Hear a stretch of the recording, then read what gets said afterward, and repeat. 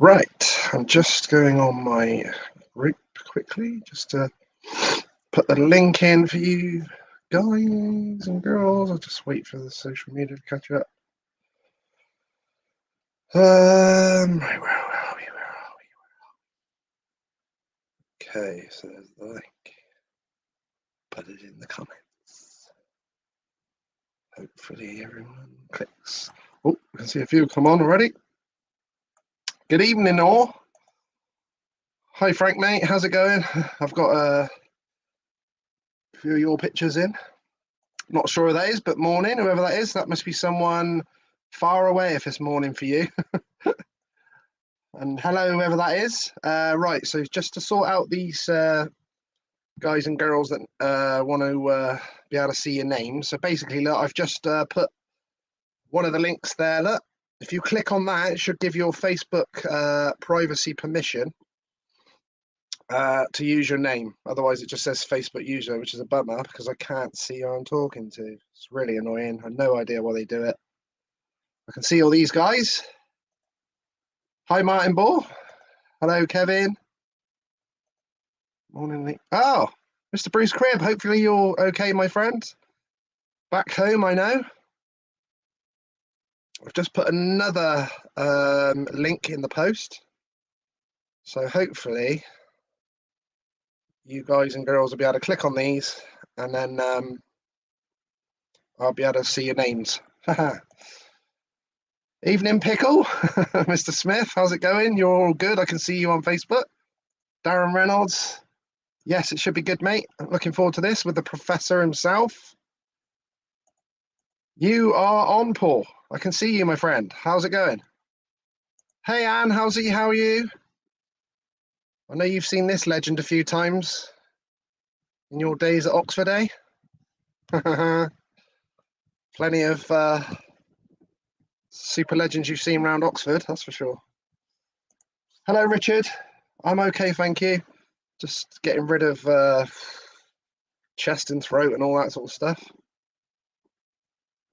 Look at that. Even alcoholic beverage.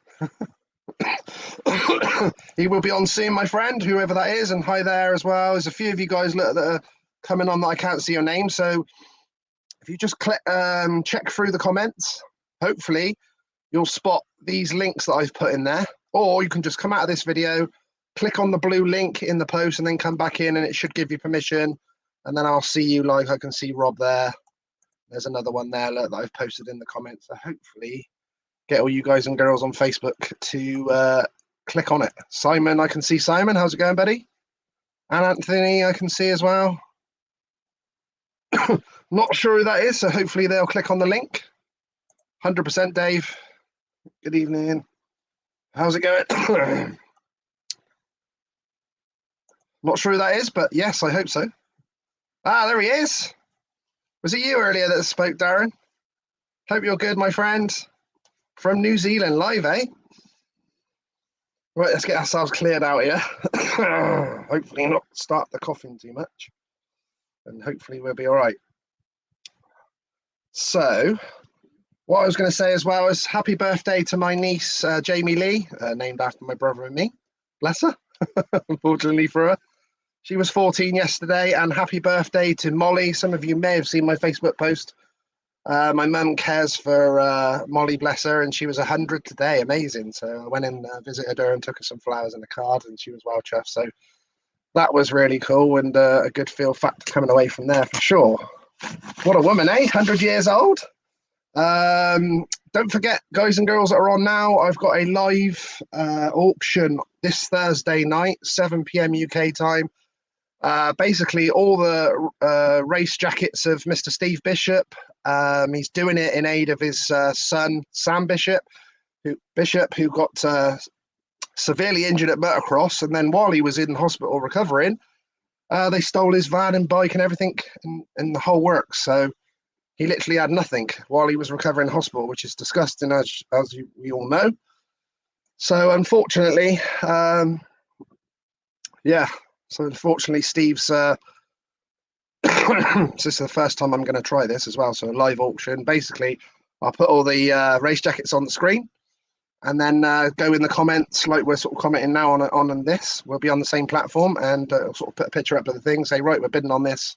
We'll start with such and such, and then people can bid, and I'll have my pad in front of me and taking it all in. Evening, Keith. Loads are coming in. This is cool. Hi, Chris. Hi, Jane. Hi, Tina. How's it going? Hopefully these guys here. Ian Watson, if you click on that link. So any of you people on Facebook, if you haven't already, you can just come out of the video, click on the blue link in the post and come back in. It just basically gives your privacy permission on, hello, Kev, how's it going?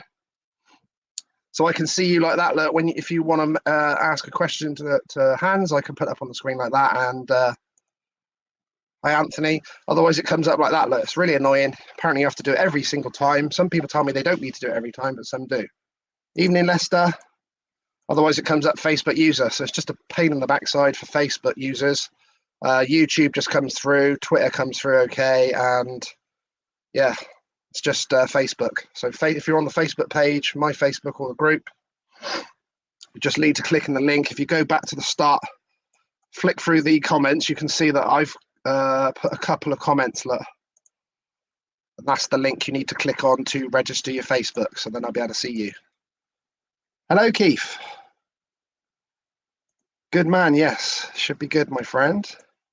Not sure who that is, but hope you're good. Hope you're good, whoever that is. Hopefully you guys will click on the link before it starts, because I want to be able to quote your name to the man, who will be on any minute now.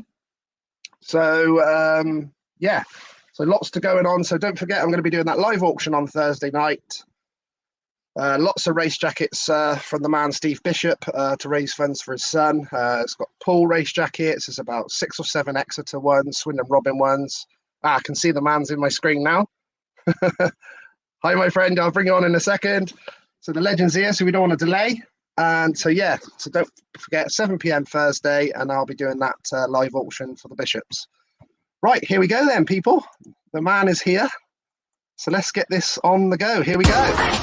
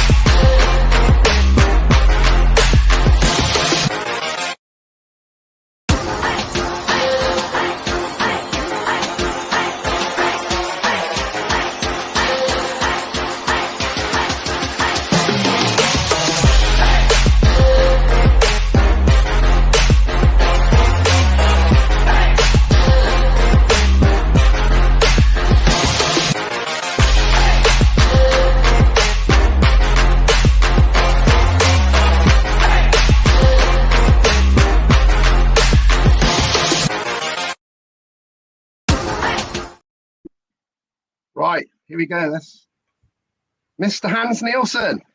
Good evening. Evening to you, my friend. How are you? Yeah, not so bad. Not so bad. Good man. Good man. I really appreciate you coming on. You're an absolute superhero to many of us. I know that goes over your head, but well, you try to. Yeah. Yeah, it's so cool to get you on, Hans. I've had so much interest over the last few days, getting loads of messages of all the sorts of memorabilia that people have got. Can you show this? Can you show that? Everyone loves it. Yeah. Did you say it's a couple of years since last time? Yeah, it's been, yeah, that's flown by, isn't it? Where did that go? Yeah, Where did that go? Sure did. I was sharing the story with everyone as well that after that first interview a couple of years ago that I saw you at the Oxford, the new opening of the stadium and everything, and super nervous when I knew that you were coming up to the bar because I was going to hopefully try and bump into you and meet you, and then wait until you were on your own, went over, and I thought, oh my God, he's not even going to remember our interview or anything.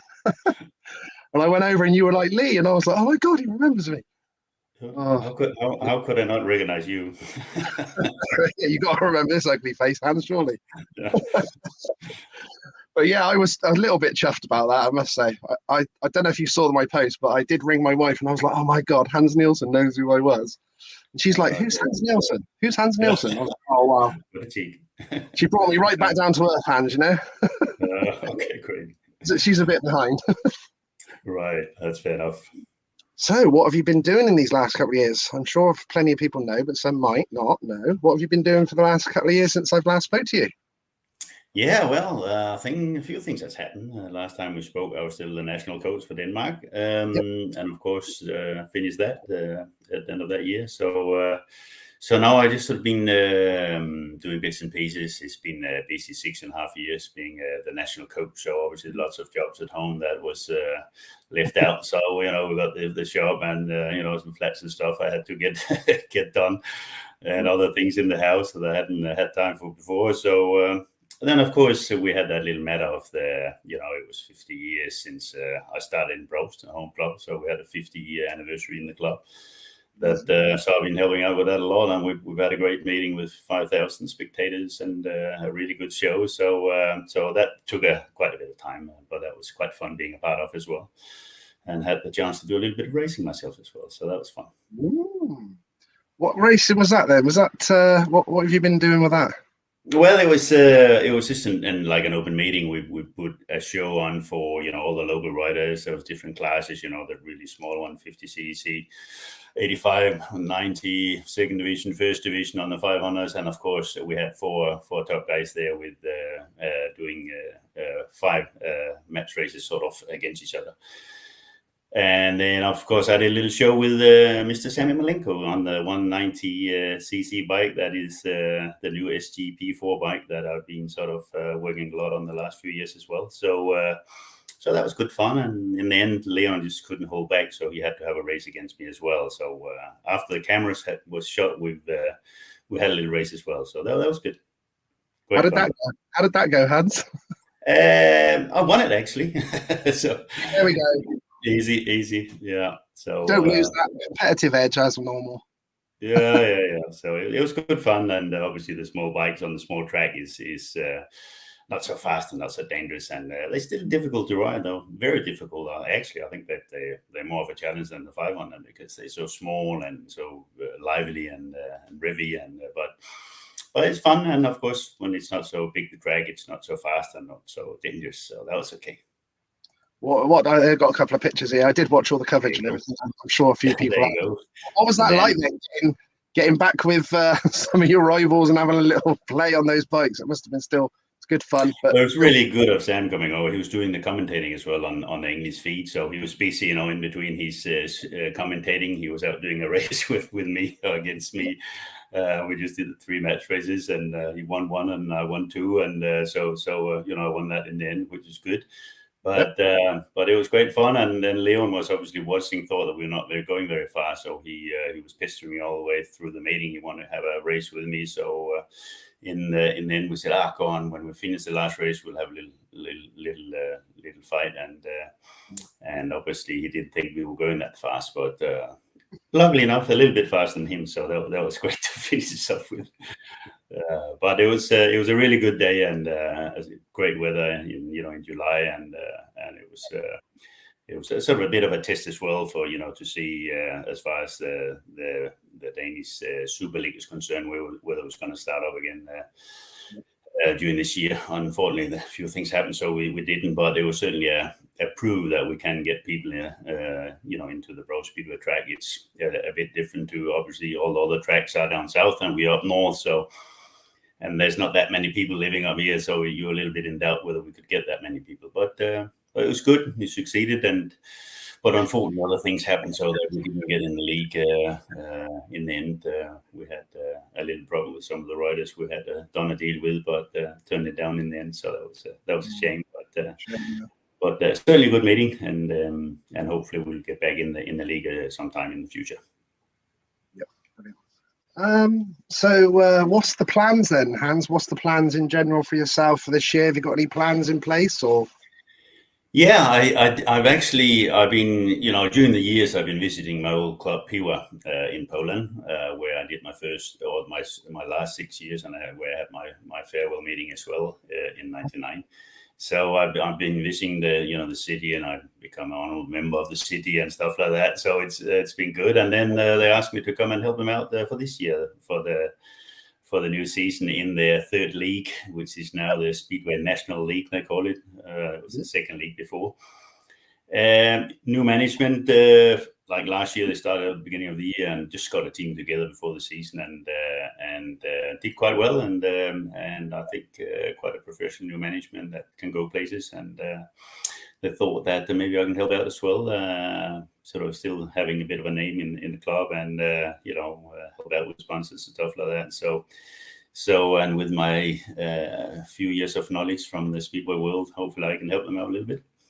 Yeah, I'm sure your experience will be massive for those guys. So you're really looking forward to that then? Something new and something different as well. That'll be good things to look forward to. Yeah, absolutely. It's obviously quite a bit different to my national coach job. Now I'll be there every week to help out and look after the boys, and hopefully the same riders week in, week out. And before you had all the politics and stuff in between, but this is just going to be the Speedway at the weekend, and when I go home I've got other things I can do instead. So it's going to be interesting, and obviously be fun to see if we can get them into the next league in the first division, and or what is it called? The extra second division, I think they call it now, isn't it? Extra league second 2 or whatever, something like that. So if we can, and we've got a pretty good team together, I think. So I think we've got a good chance there. Well, good luck with that. We'll keep an eye on it, and good luck with all that. I can see all the questions coming in. So before I get onto the fans' questions, I was just going to ask you. Obviously, did you say it was about 6 years in the end you did for the national team managing? Yeah, 6.5 years altogether. Yeah. Do you enjoy all that, Hans? Obviously, it wasn't so full on as like a club with it every week and things like that. But did you enjoy that side of things, being with the national team? It must be a proud thing as well for yourself. You're obviously with your own country. Yeah, absolutely. It was quite a change, of course, from being a rider, and of course I was out of the sport 16 years away from it. Of course, following it still, but not having any active role in the sport. So it was a big change in many ways, and of course it took a little while to get used to that kind of a job compared to just being an individual rider, having to look after yourself. So, but it was a great challenge. It was great fun, and having both the youngest team on the 19 and on the 21, and of course the seniors. So it's a lot to do, but also a lot of sort of office work and organizing and meetings, DMU, politics and stuff. So. And not quite so much racing. So, but still, I did spend a lot of time with on the 21 and on the 19, and that was sort of I think that where I could help most out. And the seniors obviously they had their thing going and was already at a certain level, and I did help out in most of the Grand Prix, which was also great fun, and hopefully made a little different there. Altogether, of course, had some great. Travels around the world, again seeing a lot of the old tracks and the people and the supporters and so on, and so that was a good opportunity to get around the world again, so yeah, it's I learned a lot again, got back into the sport, I enjoyed it, and so I was quite pleased when the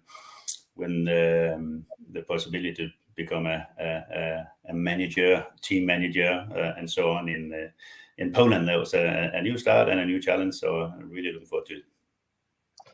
Yep, that should be good. Got Roger Hutchins here on YouTube talking about managing. He's just put good news about Coventry Stadium. I believe they've stopped it from being housing and things like that, so obviously they got a chance to bring the Speedway back. Just put, if he could open it again, I think Hans should be the team manager. I think it's great news that hopefully they'll open again. Now they've certainly got the go ahead, and obviously it's going to take a while. And hopefully I'll still be team managing in Poland at the time they open again. So I probably wouldn't have time to do both, but it's great. I mean, it's great to see. Some of my old clubs as well, and with Oxford especially, they've done incredibly well now with 3 teams, and it's really exciting. So I'm certainly hoping to come over and watch the Spears over there as well this year, and or the Spires or whatever how you pronounce it, Spires, yeah.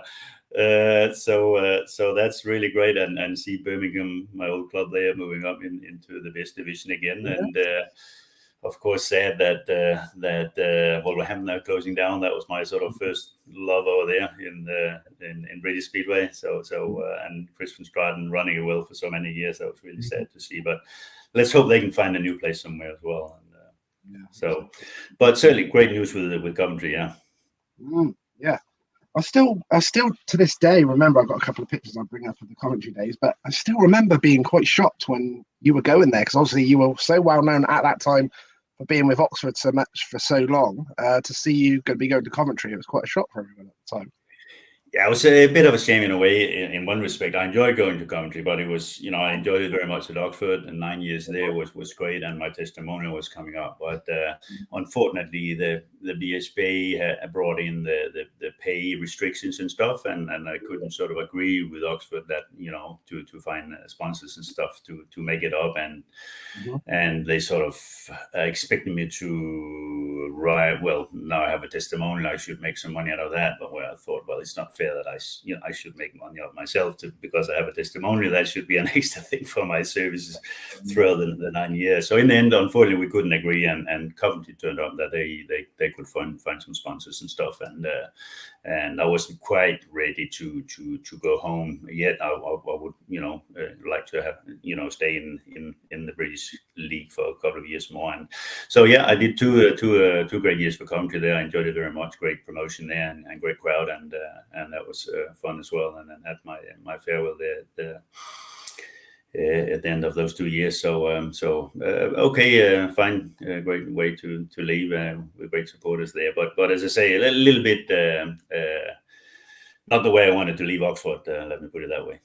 Yeah, for sure. Oh, there's another man here, and a former Oxford man as well, Mr. Martin Dugard. Did his interview a little while back. It was really cool as well. But hi, Hans. Hope you're enjoying yourself at Leeds tonight. Certainly am so far. But thanks, Martin. We had some great times in Oxford, of course, and we were there together, racing together, and with obviously you, Martin, being a great rider and a team rider as well. We had some really great racing success, and some really good times, and it was pretty relaxing those days. We had we had fun outside as well, and so really looking back with fun memories with all you guys. I'm actually going to an Eastbourne supporters thing soon, because obviously, unfortunately, they're not running at the moment. They're having a supporters day thing, so hopefully Martin will be there and get to see the man down there, hopefully, and a few of the boys down there, so hopefully. Yeah, exciting. Got Anthony Case here. He's just put, hi, Hans Nielsen. Who was your best team rider at Oxford? Well, we just mentioned Martin, and I was together in some of the finals and stuff, and I mean, that could be it. Yeah, we had some really great races, but a lot of them there was we were really racing well together, and that was, I think we had a lot more focus those days with team riding than you see these days. It's probably better in England still, but Poland, when you look at the race in Poland, there's not much team riding over there. So, but I mean, that was part of what I enjoyed. It was fun to try and help each other and look for each other, and I'm sure the crowd liked to see your home riders trying to do well at your home track and try and help each other, and that was just as important to win races yourself if you can drag some of your teammates with you. And so Martin, I had some great races together, definitely. I remember seeing you many times at Swindon do that, and at Oxford as well. Like you said, then with the bikes and stuff, there was a lot of throttle control, a lot more probably shale, dirt on the track, and you guys had to use quite a lot of throttle control. And when you were sort of, like you said, coaching a reserve round or a second string rider, it was really cool to see that, because obviously you knew you were going to be under pressure from the other heat leader or whatever all over the back of you both. It was quite difficult to do. Exactly. But you mentioned the bikes, and I think those bikes in those days was a little bit easier to control and to ride on the throttle and to sort of wait for guys. Nowadays it's a bit more, it's a bit more full throttle and not quite so easy probably for them. So they have a little excuse there. So which is a shame, really. I think the development of the bikes has gone the wrong way, but that's another discussion. Yeah, just a bit, that one. Callum's just put here, Lee, ask him if he remembers the Graham brothers, Andy and Alan. I'm sure he does. I know he rode with Andy quite a lot of success at Oxford, obviously. Yeah, of course, and at Birmingham, we had some good years at Birmingham as well together, and Andy was a great team rider as well. And talking about who I enjoyed riding with, certainly Andy as well. We had some great races together, both at Oxford and at Birmingham. So Alan Graham, I was more racing against. So but he was certainly a very good rider as well, and we had some great matches against them at Cradley when he was riding for Cradley, and of course with Eric there as well. We had some fun there too. Yeah, I did actually go to Andy and Jill's their wedding anniversary a couple of weeks ago, so that was good to see them guys. And Andy's coming to ride in the reunion as well, so thanks for that video you did for us as well, much appreciated. Great, not a problem. Should be fun. Talking about that, I showed you a picture just a minute ago. Sean Tacey, he's coming as well. He does a bit of motocross hands as well, Sean Tacey. So. Oh yeah, remember Sean? Yeah. He's going to be doing a bit of motocrossing as well. So it's a nice comment here, Hans. Great to no name on there, but it's great to see Hans still looking so well and physically fit. Yeah, thank you. Yeah, I mean that's one of the things I've felt. Obviously, I was always quite fit as a rider, and probably one of the first ones to really, doing a lot of fitness and realizing it's important to ride a speedway bike to be fit, and I felt good about it, and after I retired from Speedway, I kept sort of keeping fit, and because you feel good as well, and hopefully you can live a little longer and having a good life and healthy life a little longer when you do keep fit. So try to do that, yeah. What exactly, do you mind sharing with us what you did throughout the winter on the off season of Speedway then, Hans? Did you ever get into the riding motocross bikes? I know a lot of the riders do that. What sort of things did you do yourself personally? Yeah, I did actually. The first year I was in England, after in '77. Yep. When I came back to Denmark during the winter, I've actually bought a motocross bike, 125 Yamaha, and did some motocross events. And because I've actually, before I started my Speedway career, I was doing a bit of motocross, just on old motorbikes and stuff in an old gravel pit, and with my brothers and friends, and that was more like motocross than Speedway really. So I always enjoyed the jumping and having fun on a bike. So I thought the first winter I bought that scramble bike and had fun, but the following winter I came back home, I thought, it's the Speedway is going well. I'm getting pretty serious. I got to make a living out of this. This is my future. And I thought, motocross might be a little too dangerous, so I better skip it. So I haven't ridden since, but I did other things, of course. Quite often went down south Spain, other places, and did our holidays during the winter, and at the same time of course did just basically running and stuff like that. Played a bit of squash while living in England with actually our local golf pro was a really good squash player, so played a lot with him. So squash was a really good fitness thing as well to do. So yeah, lots of different things, and a bit of golf now and then, and we just get out and get some fresh air and walking. So that was nice as well. I think do you still play a bit of golf? I know your families. Yeah. We all do, yeah. So that's nice to have that together. And that was like a part of the really nice when I retired. The kids got them into golf, and we were traveling the world together. And they both were sort of on the national Danish team as juniors, and we traveled with them to see all the tournaments. And later, my daughter was on the ladies European tour for a couple of years, and I traveled around being caddy for her as well. And so we had some really good times with the kids then, yeah. So we keep that up, and they're not pros anymore, but they still love playing. So we go and play together sometimes still, and on holidays too. What was that like being playing like almost the mechanic role of a spear rider on the bag with the golf? What was that? It must have been a bit different. Yeah, it was a challenge because obviously golf is a weird sport, and it's really mental. And when it's not going so well, you have 4 or 5 hours out there. You have to try and comfort your daughter and stuff like that. So, but of course, also some really great times when things are going well. But it was. You really got close to your kids that way. Yeah, that's nice. I got Phil Kane here, put good day to the winning machine. That was nice. Simon Corbett here. I know he's a Cradley fan. We just sort of touched on it a little bit about Cradley, but did Hans enjoy the battles with Cradley at Dudley Wood and Sandy Lane? Hans and Wiggy always seem to do us. Great memories. Yeah, as I mentioned before, with Eric down there and Penhall and all the good guys, obviously there were some great battles, and you never know who's going to win, and at Cradley or at Oxford in the return. So and lots of people, great crowds all the time, wanting to see all the top guys. So that was really good, and we've always riding hard and stuff, but luckily we got out of it most of the times without any bad crash and injuries. But it was certainly we want to win badly when we came to Cradley, definitely. Yeah, very competitive days for sure. I also got Jill Graham and his wife just come on us, but evening Lee and Hans, hope you're both keeping well. So nice to see. Hopefully Andy's watching as well. Yeah, well, great to hear from you, the Grahams. Yeah, hopefully see you this year in England somewhere. Yeah, hopefully at Oxford. Oxford, hopefully, yes. Yeah. So. As being in Swindon, obviously there's no Swindon, which is a shame at the moment. So I definitely want to get down to Oxford again a few more times this year, especially with obviously like 3 leagues. Like you said, it's going to be great. Yeah, and talking about the old Oxford team, we were talking about maybe it could be fun to get together at one of the events this year at Oxford. So we'll probably work on that, the old team or something. Yeah, that would be good. I did meet Marvin Cox there last year. I saw Lance King, saw quite a few of the guys there last year.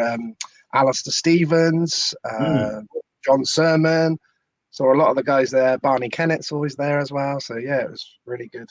Bert Harkins is always there. Right get together most weeks. Yeah, great. Yeah, so it'll be fun to see some of the guys. Yeah. I saw Marvin Cox last year as well in the Gdansk, and went to do some training there with Blake. So that was good to see him again. We've got Graham Gray here on YouTube. Just put, good evening, Hans. During your career, which rider over the years did you admire the most? Well, when I first started out in Speedway altogether, obviously when I first started on the small 50cc, I didn't sort of bother too much about who was around. But when I got on the 500, obviously the guys you looked at was the newly crowned world champion Ol Olsen.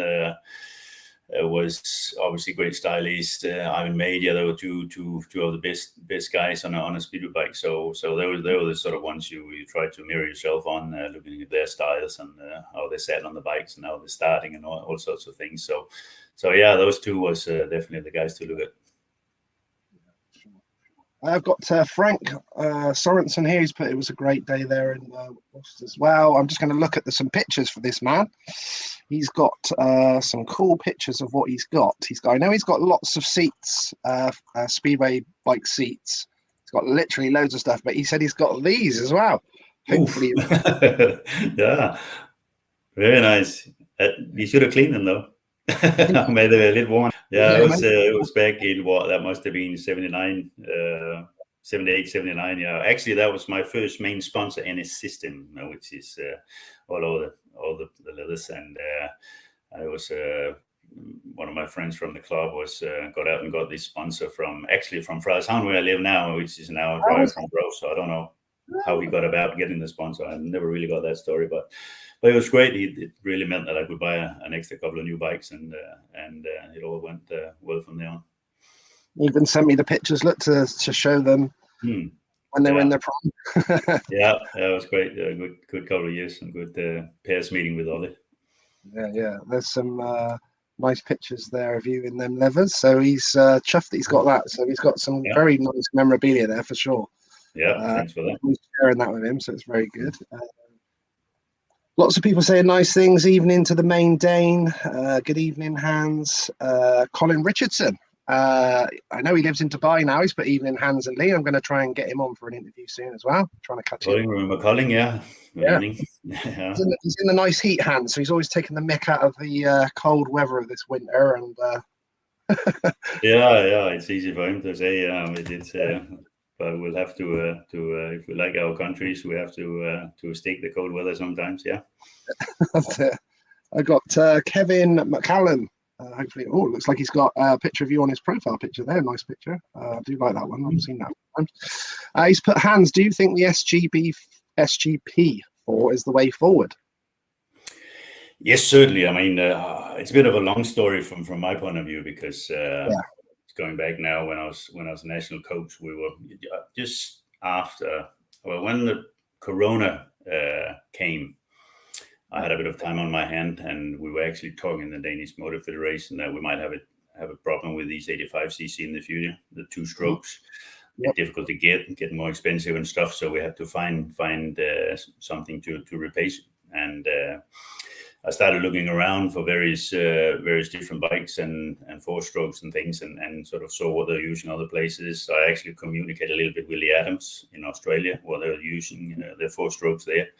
Yep. Which he claimed, actually I read an article in the Speedway Star, he claimed that they produce better riders in Australia because of the 4-stroke, which I wouldn't argue against, but obviously was curious about this bike they're using, and communicated with him, and it was a good idea with the 4-stroke, of course. But I then spoke to Jason Jorgensen, John's son, and who's been spending a lot of time in Australia racing as well, and tried these bikes, and he said they're just not fast enough for our tracks in Denmark, because our small tracks in Denmark are bigger than the ones in Australia. Ours is about 200 meters, and Australian ones are probably only 120, 130 or something. So in Australia, it's okay with the 125 or 140 or 150. I can't quite remember what they're using. But Jason said they're just not quick enough for the Danish track. So I had to keep looking for something else, and that's where we came up with the 190 that has pretty much the same horsepower as 85cc. So I was looking for something that we could mix with the 85cc, so they can ride in the same class, so that 85cc riders didn't have to chuck the 85cc engines away. So they can still, as long as they had the 85, they can use that against the 190 4-stroke. And so that's how it became that we've got it going, and now it's up and running. They can race against each other in the league and everything.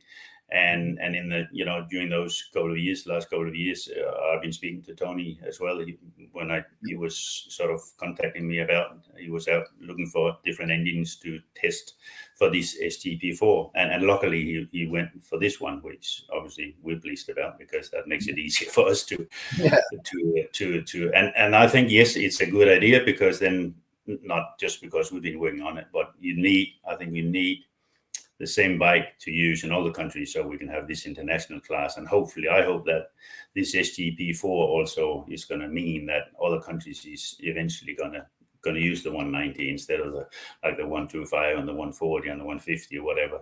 So we all have the same.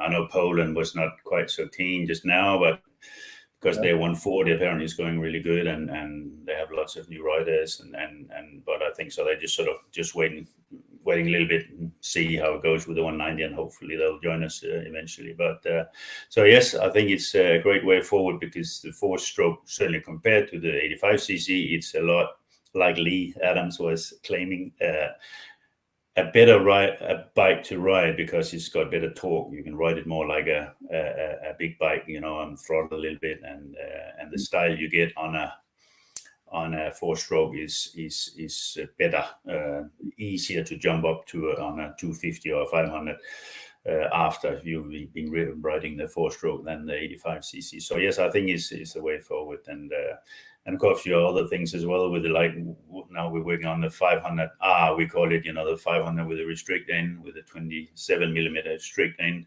I mentioned the 250 before, but we want to make something the same speed as the 250, and that's why we came up with this 500R, as we call it. And now we're implementing that into the not the league, but they're going to run a series of open meetings in Denmark this year, 250 and 500Rs together, so that we can, those that can't afford to go and run a 250, because they have proven quite expensive in buying and running, whereas the 500R is very simple. You just put a sleeve in the carburetor on an old 500cc or new or whatever, and off you go.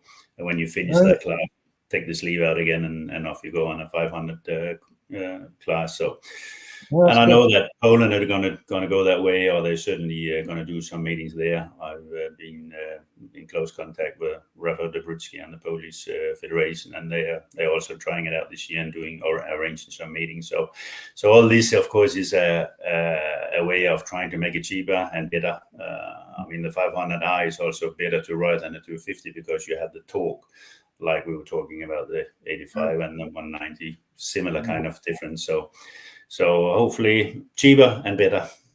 That's what we want. That sounds good. Yeah, that would go hand in hand. So hopefully that all works out then. I'll have to keep an eye on all that. It'll be interesting. Darren Reynolds here. It's just put, hi guys. With Scandinavian countries also struggling with fans coming to watch Speedway, does Hans think a European league, including the UK, could be a way forward, possibly? Ooh, I thought of that.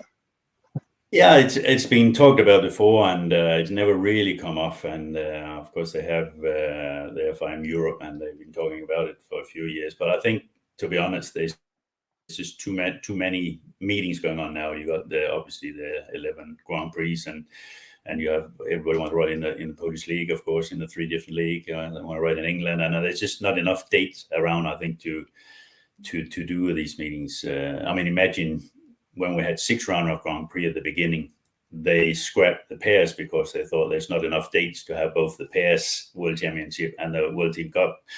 Wow. And now we got 11 Grand Prix, and we're still obviously talking even more about dates. And you think with 11 Grand Prix now we would easily have been able to fit the pairs in the old days as well with 6 Grand Prix. So, but in one respect, I can see the point, but I just don't think there's enough dates around. You have the European Championship in individual as well, so I can't really see it happen, unfortunately. But yes, there is, like you said, that's a big thing now, isn't it, with the dates and everything else, with the World Cup and all that to fit in and stuff as well. Got Ian Clark. He's just put, hi, Lee and Hans. Obviously, it was me. I let him have whatever gate he wanted. Actually, Ian, we've been communicating with him as well because after this 190, I noticed that Ian Clark is winning everything on a 190 engine in England. No, not a 190. Sorry, I think that's the 150 that you're using for the adults. They got the last 4 years or so. They've had a fun class there, and it's a great idea. And we're actually going to try this 190 engine in a 500 frame as well, for guys like Ian to go and have fun on, because like obviously we want more riders in the sport. During the last 10 years, I think we're down to about half the riders as we were. So for various reasons, and I think this is one of the reasons it's maybe become a bit too much serious, and you need a class for somebody who just want to have some fun as well, and hopefully then continue to be serious. But if you don't get them started, they don't get serious either, do they? So you got to get some more active riders.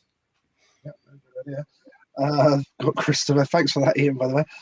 Christopher Teal, he's put, you was my idol when I was young, Hans, and you really did make it work being so tall. Well, 178 centimeters. I don't know what this is in feet, but it's fairly tall for some of the good guys these times. And Eric Hansen at the time was very small, but it's Ola Olsen was quite big really, and he did okay too. So I don't think in Speedway it's not a huge difference, because Speedway with the back wheel spinning all the time, the fact that you're a little bit heavier and bigger, you then get more grip, so it evens itself out a little bit. But I think obviously on the bigger tracks, it must be a little advantage to be small, but it's we got away with it, and as long as you can hopefully get enough horsepower to pull you, then you should be able to compete, and which we proved we could. Yeah, there's definitely been some class taller riders, yourself, Michael Lee. There's plenty of world champions out there. Yeah, and these days as well, we have some really good riders, even if they're tallies as well. I think Vasulik is probably nearly as tall, isn't he? So he's doing quite well too. Right, I got Skip Donahue here on YouTube. So, why did Hans use Godin engines for nearly all of his career? Well, I didn't actually. I started off on the 2-valve Bauer my first year, and then I went on to Westlake for a few years, and then I went on to the Godin in 81 after I ridden Westlake for about 3 years, Well, why did I do that? Because well, I was always sort of looking for something. I've never been the one to sort of follow whoever's, whatever the best guys are riding on, or the other guys are riding on. I like to challenge and test things and experiment a bit. And when Gotten offered me a chance to try the Gotten engine, and after I've seen couple of other guys been doing okay on it, I thought, yeah, let's have a go. And he did an engine for me, and my Danish tuner helped out as well to make it as fast as possible. And I thought, yeah, it's going good. Let's try that out. And obviously the first year wasn't the best one probably. In 81, I only had the I think the engine probably a month or two before the World Final in Wembley, and so it took a little bit of running in. So it's probably a little silly of me, but I was still, let's say, enjoying the challenge as well. So I rode, and my best years was on the Garden, winning the first 3 world titles. And but in the sort of the beginning of the 90s, when the GM came out, the Garden was not real. I don't think he wasn't developing enough on the engine to keep it competitive compared to the new GMs that was coming out. So eventually I had to take a decision, which I did in 92, trying something different. And should I go GM way like everybody else? I was like, as I said, I'd like to try other things than just what everybody else is using. And when the Jawa was on the market as well, and a couple of guys was riding that, I know Kelvin Tating was testing it out at the time, was going quite well. And I thought, I'll try the Jawa instead and see how we can get that going. And I had a very good tune at the time in my sort of personal tune in Denmark. We've been doing both the Westlake and the Garden, and now working on the Jawa as well. And we sort of quite agreed that there's no reason why we shouldn't get that going at least as good as GM. So that's why it became a Jawa. Looking back, it was probably not quite competitive enough the first year. In 92, I was having a bad year, not just because of the engine, but I actually crashed pretty early in the year. That was when Jano also broke his back. I broke my collarbone at that meeting in Viborg at an open meeting.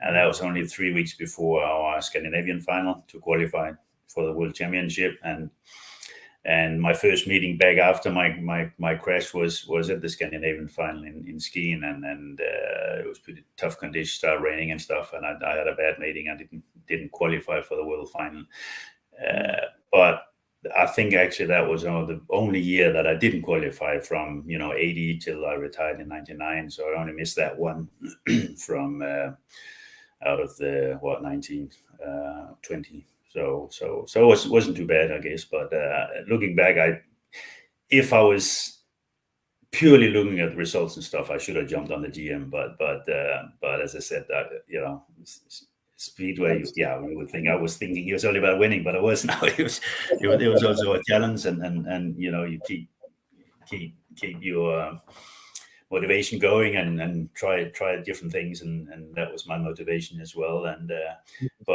but what did happen the following year then was the fact that we started on the laydown and on the Jawa, and once that we got that laid down, luckily Klaus Laus had done a couple and asked me to try them out for him, and I thought loved the challenge, and that turned out really good, and the Jawa was going quite well as a laydown. So I had some good years on the laydown then, but that was another funny story with the laydowns. We were talking about the old bikes and the upraised and how good they were, and I was actually a rider's rep at the time, going to the FIM meetings and when they decide all the different regulations, and it was quite funny really, because I kind of suggested when they started using them on the long track, the laydown, some of them, I think it was Gerd Ries first of all, he had some bikes, and then a couple was trying on the Speedway, and I suggested, we've been talking about it, obviously some of the riders, and me being a rider's representative there, I suggested that we should ban the laydowns before everybody was having to have them, and everybody have to throw the upraised away, which would be silly. And the only comment I got from the CCP at the time was that, you can't stop development. And I thought, what development? I mean, Speedway's become no better on the laydown than it was in the old days on the upraised, I don't think. And everybody spent a lot more money. And so But I thought, okay, so if we can use them, and when Laos asked me, do you want to try them? I said, yeah, well, if we can use them, I'm sure others are going to use it eventually, so I might as well be the first one to go on it. So I did, and it was it's going very well. And Sammy Malenko thought it was going a bit too well when we crashed in parking that year, but that's another story.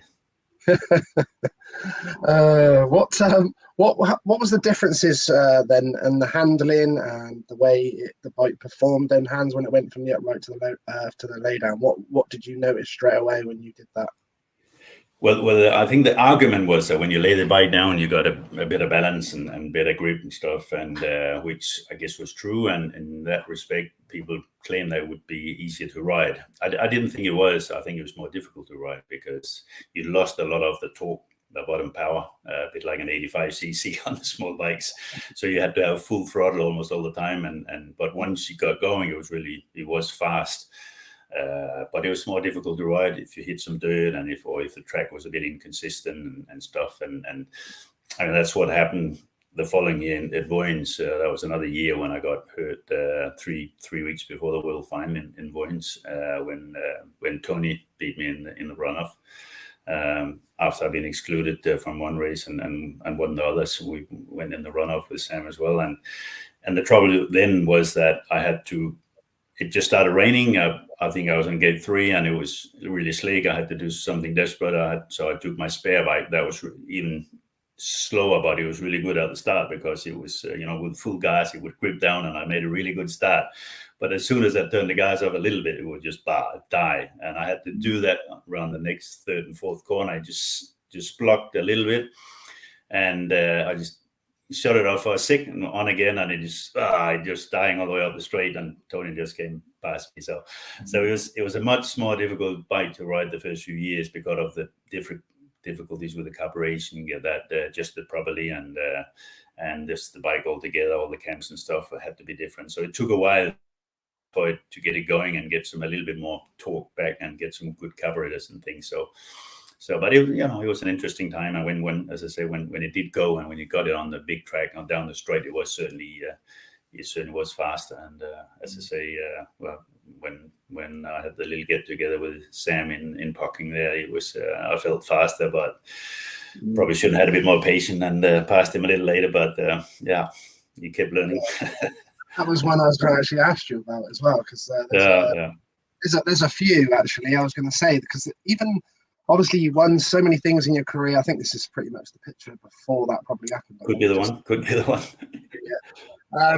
But there was so many near misses for you though as well. Even though you had 4 individual titles and there's lots of runners up and on the rostrum, but I just remember so many close ones, like that one there. Like I remember watching this, and you did look like you had more pace. Hence, you ended up making that move there because Sam was pretty much holding you up. And obviously he's trying to cover the line, which he tried to do obviously when you went past.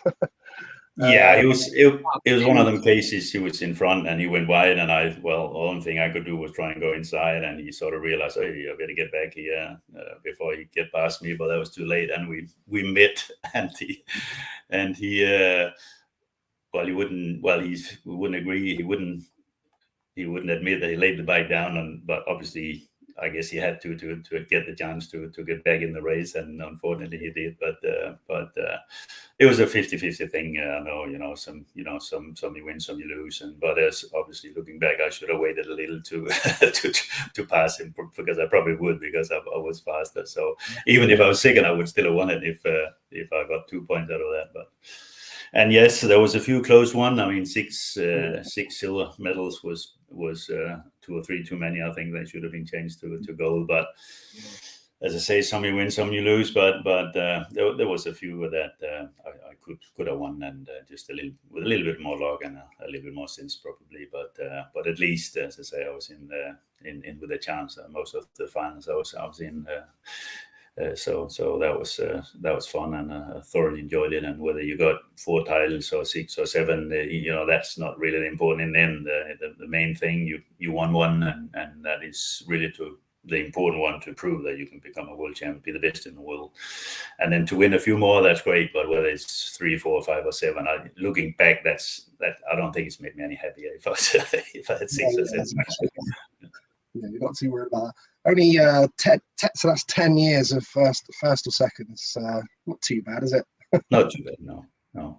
Only 22 world titles total, wasn't it, with the pairs and the World Team Cup and the. Yeah, it's but obviously I needed help as well in the World Team Cup and the pairs, and obviously we had some great riders in Denmark at the time. So yeah, amazing. Yeah. What is what sort of how do you think the Danish Speedway is now? What's your opinions of things going forward with the youngsters coming through, that sort of thing? Yeah, well, it's okay. We've got plenty of youngsters coming through.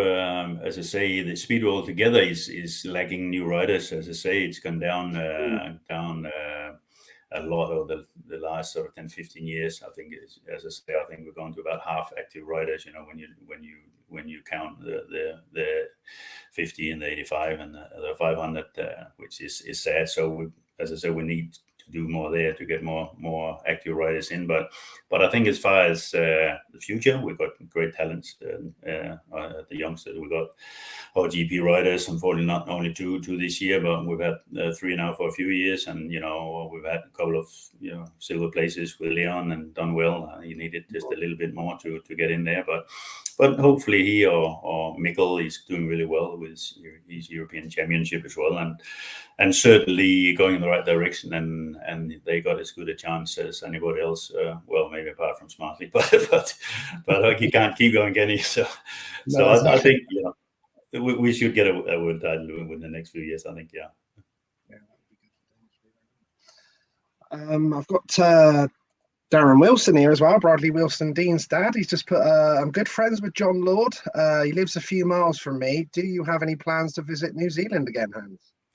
Not really, no. I've kept in contact with John for many years, and first he was a good friend of the majors, and we kept up. He's been visiting us in Denmark, and yeah, great friends there. But we haven't got any plans to go to New Zealand, so he must come here instead. Yeah, there you go, Darren. Yeah. Get yourself into Europe, my friend. Yeah. Got Bradley Wilson Dean coming to our reunion as well, so that'd be cool as well. And he's the reigning New Zealand champion, so that'd be cool. I've got Paul Hinton here on YouTube. Hi, Hans. What's your golf handicap now? You came to play at Bridge North Golf Club on a Speedway golf day. I played with you in Calvin, and I could see that you was going to be a good player.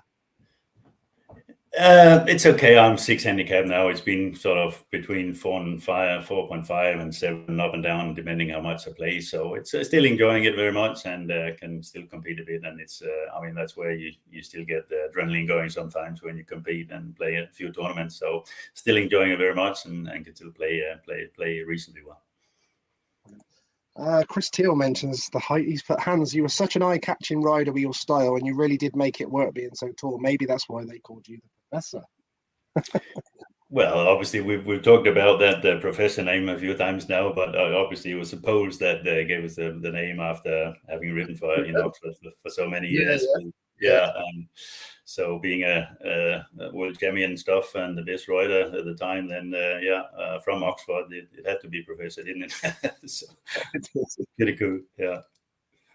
That was cool as well. I got some cool pictures actually with some bits on there. Look. Yeah. Good old days. Yeah. What was that? Where was that vehicle used? Is that in? Where's that? Well, it's one of the first sort of that type of vehicles, the SUV, as everybody driving these days. Almost that was a Toyota. Toyota at the time was a really nice car for that time of the decade. It was really fast, and could just get two bikes in there, no problem. And when we were busing down to Poland from wherever, we had this car, and then we had a van other places, and you had to sort of have 2 or 3 vehicles to get around. And so that was really good. So it's sponsored by Toyota in Denmark at the time. So that was cool. Exactly where it is, could be Poland, I think that. Yeah. But whether it's in Lublin or I'm not too sure, to be honest. I certainly got the bodyguard on, so it must be Lublin, yeah. Now that one is, we were talking about the 50-year jubilee. That's where it all started in 73 in Brost, and my very first 50cc moped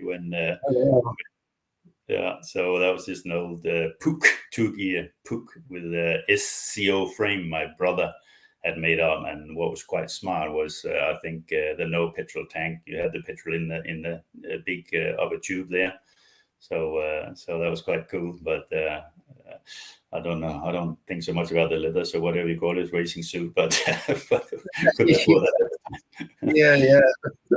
And imagine the dreams to have done the things you were going to achieve from being there, and young and fresh. And, yeah, never thought about professional speedway at the time. That was purely fun. Oh, mad, unbelievable.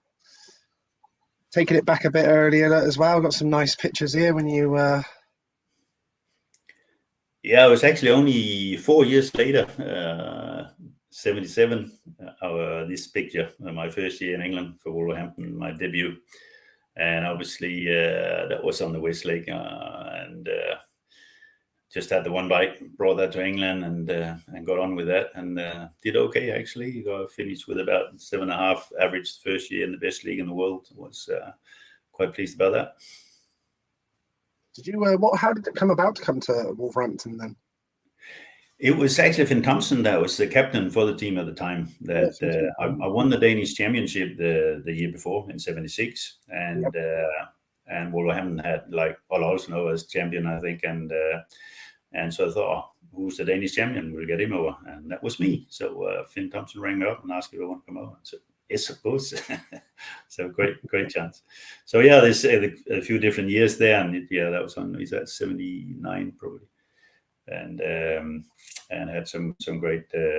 Unfortunately, we didn't really do much good for the team, but personally, I did quite well. But they never really spent the money on a good team, unfortunately. So that's partly why I left. Went on after a few years there, but it was still a great place. The stadium was pretty much the same as is today, and a very good atmosphere there, and the crowd's really good, and of course I stayed with the family there when I first came over.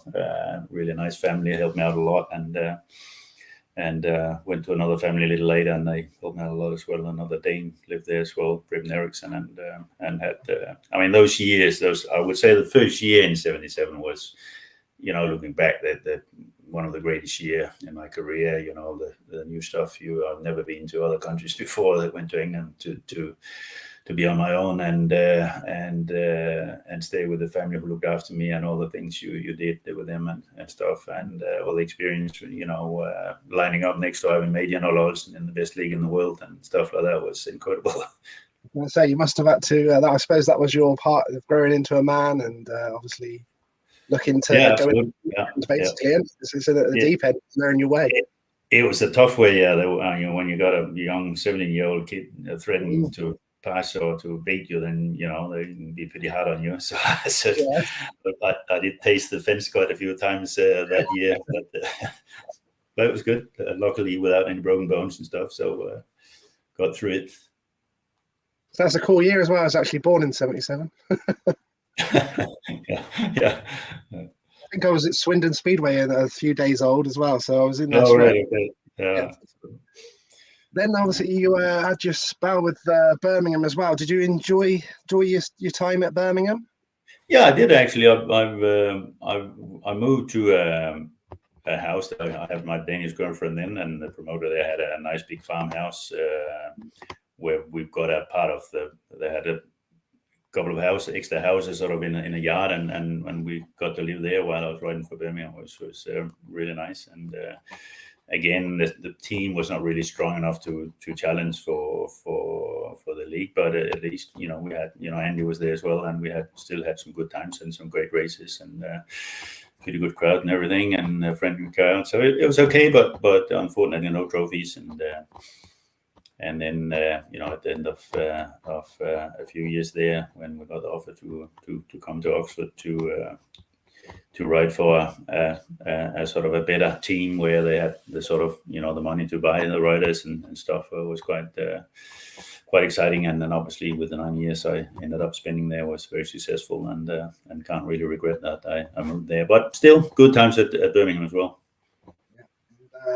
Obviously exciting times for Birmingham to go back into the top league as well, and obviously son Sam is going to be the team manager as well, so that'll be interesting to see how that goes this year as well.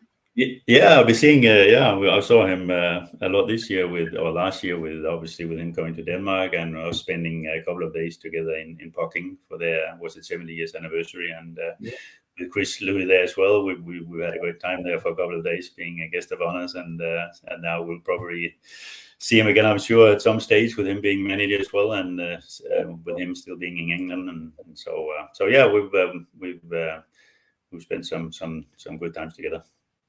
Did he ask you about the team managing side of stuff? No, this was. I think I got my job before him. So, but it's. But I'm sure he'll do a great job there. He's obviously knows all the ins and outs, and although he doesn't know the rules over there, but I'm sure he can. He can read up on that. I'm in the same situation a bit in Poland. Actually, I'm struggling a bit to read the Polish regulations, so I'm hoping they will interpret it into English before the season starts. Yeah. Yeah, I was going to say, I expect there's just a few different things here and there that you need to tap up on, but I'm sure we'll get that sorted out. Got Dave Thomas. I think Hans has the track record time around Sandy Lane, still stands to this day. Must have been a perfect 4 laps. Is that true? I don't know if it's true whether I still got it, to be honest, but now, of course, they changed the track since it's actually made smaller now with the inside coming in. It's actually a really great track now with more room to pass and race. So they've done a good job there. Whether the old track, whether it could still be mine, I'm not sure, to be honest. But yes, it was a perfect day. It was the track at Oxford was always one of the tracks where you had a lot of clay material. And the two track guys we had there at the time was really good at preparing the track, and they knew obviously that we liked it, or certainly I liked it grippy and to go fast. But this was one of the days where it's been raining and it's just dried up enough to ride on the night, and it was really grippy. It was like riding on rails, and my good old Gordon was really good under those conditions as well. So and with me, my liking to grippy tracks, and had the technique and to handle it, and it was fast. Yeah, definitely enjoyed it. This is interesting.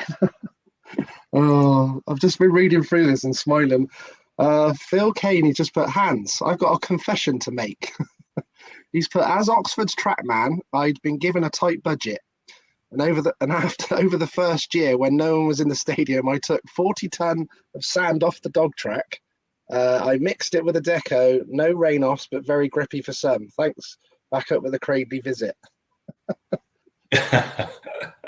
Yeah, as I mentioned, it is a great track, and it's probably still got a lot of the old dirt in there now still, and that mixture was really great. Of course, it is a problem when if you have a lot of rain and you have a lot of clay in the track, it becomes a problem. But well, as I went to watch the first meeting there, and the track looked really great, and hopefully they'll keep it that way. Yeah, so obviously it has to be obviously it's going to be a lot of meetings on it this year, so it has to be pretty hard and sturdy. So hopefully it'll stand the pace. What did you think of the new pits and all that on the back straight? And I think it's great.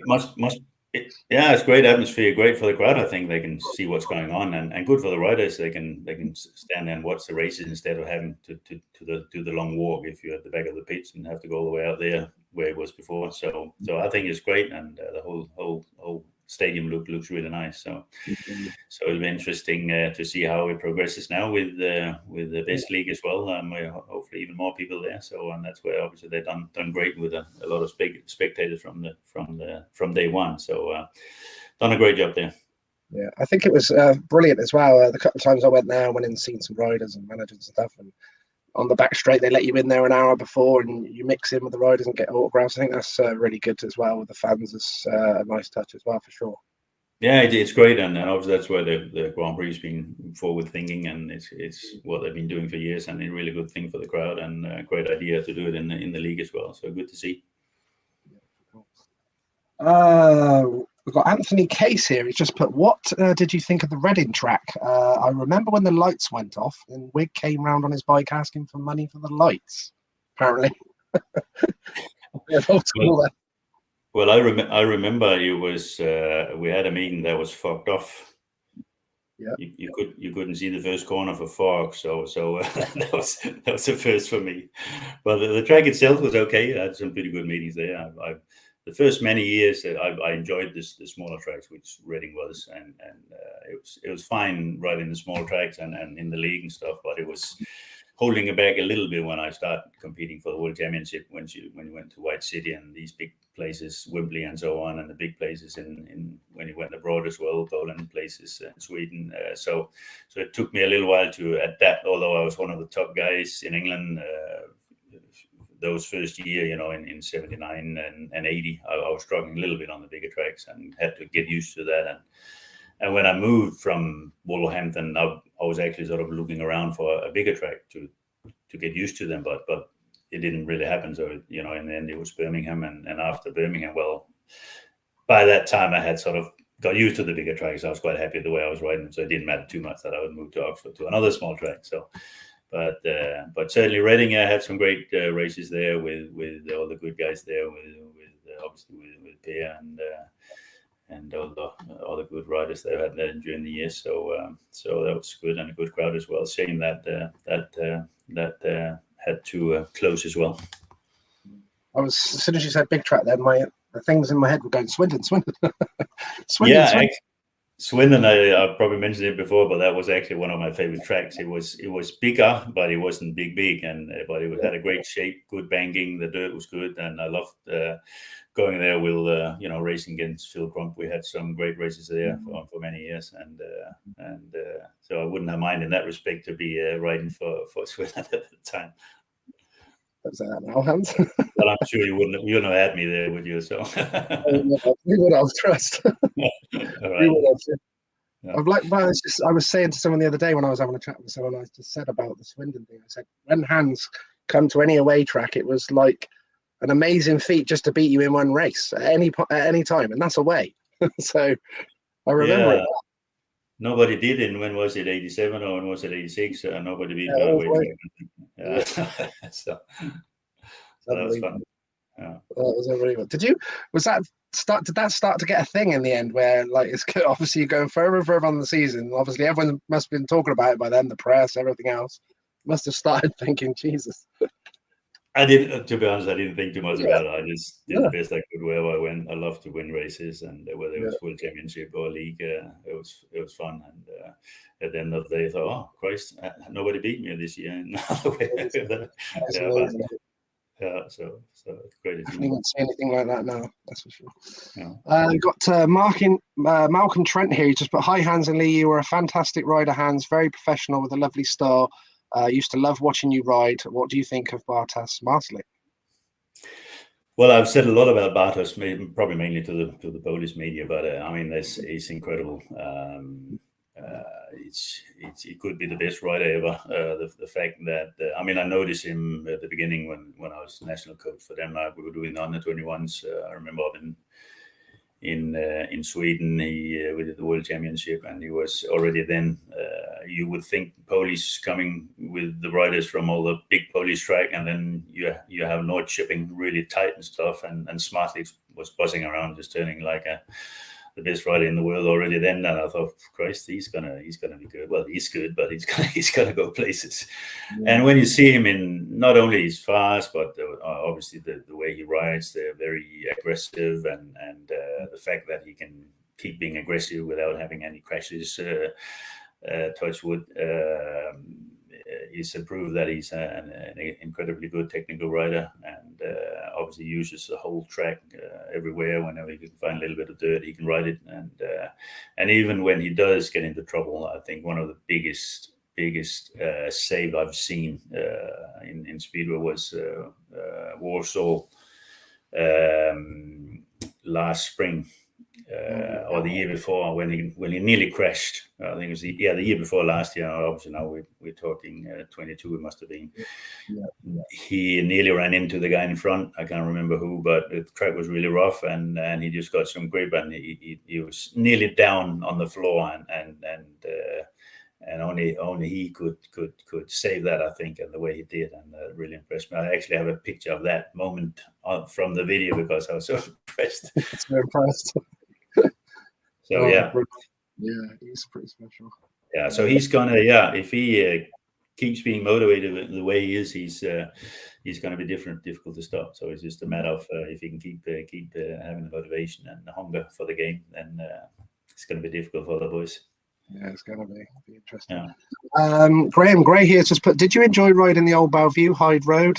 Some good races you had there with PC and Mort. Great memories, Hans. Well, that was the time I didn't like the big tracks. And, of course, the old Bellevue was really big, and it was a really great track, great for racing. Already then, I've made some good starts already then, and of course, PC and Mort was not very good starters. So basically, I made the start most of the time, and I had a hell of a time keeping them behind me, and it didn't succeed very often. So they were really I had great races with them, but I don't think I beat them very often there. So. And obviously the new Bellevue track, I think, is sort of a little bit based on that, and we see how great racing they are on the new track now, and so a shame that it went, but great that we got the new one now, obviously. Is there any tracks now that you see, for instance, maybe the new Bellevue, is there any tracks now you think, I would have loved to have rode that in my day? Well, obviously, I'd love to have done the indoor with the atmosphere, not so much the track itself, but the atmosphere. Yeah. I missed out on that, of course. Copenhagen, I would have loved to race at home in Copenhagen at Parken, but apart from that, there's probably the rash route track in Poland, the way it is now, the racing you get there was obviously I've ridden there before, but that was different in those days. But that is just incredible, the racing you have there, the passing, and but generally, obviously, a lot of the Polish tracks are so much different now, and I think they developed tracks now. I know they look a little sliggish, and they are a little sliggish, but the amount of dirt are just enough, I think, to have enough grip to pass, and without to get so much dirt in your face. So you get some really good racing in most of the tracks in the Extra League in Poland, and so I think they're doing something right there, and with the kind of attraction the racing is and the spectators you get there, they must be doing something right. Yeah, for sure. It's a lovely stadium. Purpose for Speedway as well, which is great. Simon's just put, Hans, what was the best and worst tracks you rode in the one-off World Finals? His personal opinion looks like Amsterdam and Munich were the worst for me, and the best was Bradford. So what is your opinions on the one-off World Triangle tracks? I don't like any of them. But well, so Amsterdam was just flat and slick, not much fun. Munich the same, not much fun. Bradford was pretty good track, but the material there was very coarse, stony, and if you were behind, you really got the spray. And again, it was a big track, and I didn't enjoy that much really. It was okay, but not the worst one at all. But so in Amsterdam and Munich was pretty boring. Yes. And but apart from that, it's when you look back a little further, it's got to be Halifax and Exeter was horrible. But the first year I was here in '77, when I got around those places, I don't think I scored many points. I just didn't like them at all. Yeah, a bit solid them fences, eh? Yeah. Yes, I've got Mr. Glenn Cunningham's just come on as well. He's just put, evening guys, Hans, you look no different from when I signed for Oxford as a 16-year-old in 1991. I hope you're well. You were a major reason why I signed for Oxford back then, when other clubs wanted me. To ride with the best speedway rider in the world in those days was something money couldn't buy. #respect. Well, nice to hear from Glenn. Yeah, it was the little talking about size. He wasn't very big, was he? But he gave it a go and had some good times there. So, but nice to hear from him. And obviously, it was great to be able to. I mean, that's part of what I enjoyed being in England. And as I said, we were all getting on well and try to help each other. And I enjoyed trying to, as a captain, also to look after the kids, and especially when you have a young kid like Glenn coming in and try to help him out, and see a result out of it as well at the same time, hopefully. Yeah, he went on and did well for Swindon and Reading and Peterborough as well. Enjoyed race him at Swindon. Just saw this today as well, Hans, because I was speaking to the other Hans, Anderson, about doing a live interview with him, and I did enjoy it when he rode at Swindon, won the league and things like that. I think 2012. But he's obviously announced about retiring. today I saw that post up. What's your thoughts about that? He was another great servant for Danish Speedway and in the British League and everywhere, basically.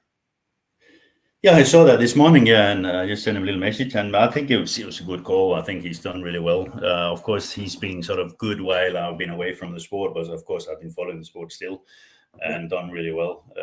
And I think, yeah, probably the right call now. I mean, we discuss how long should a speedway rider carry on, how old should they be, and so on. I mean, I felt at the time when I was becoming 40, I finished retired as 39 and would have been 40 if I kept going, and that was the sort of stop at the time. When you're 40 or more, you don't ride speedway bike.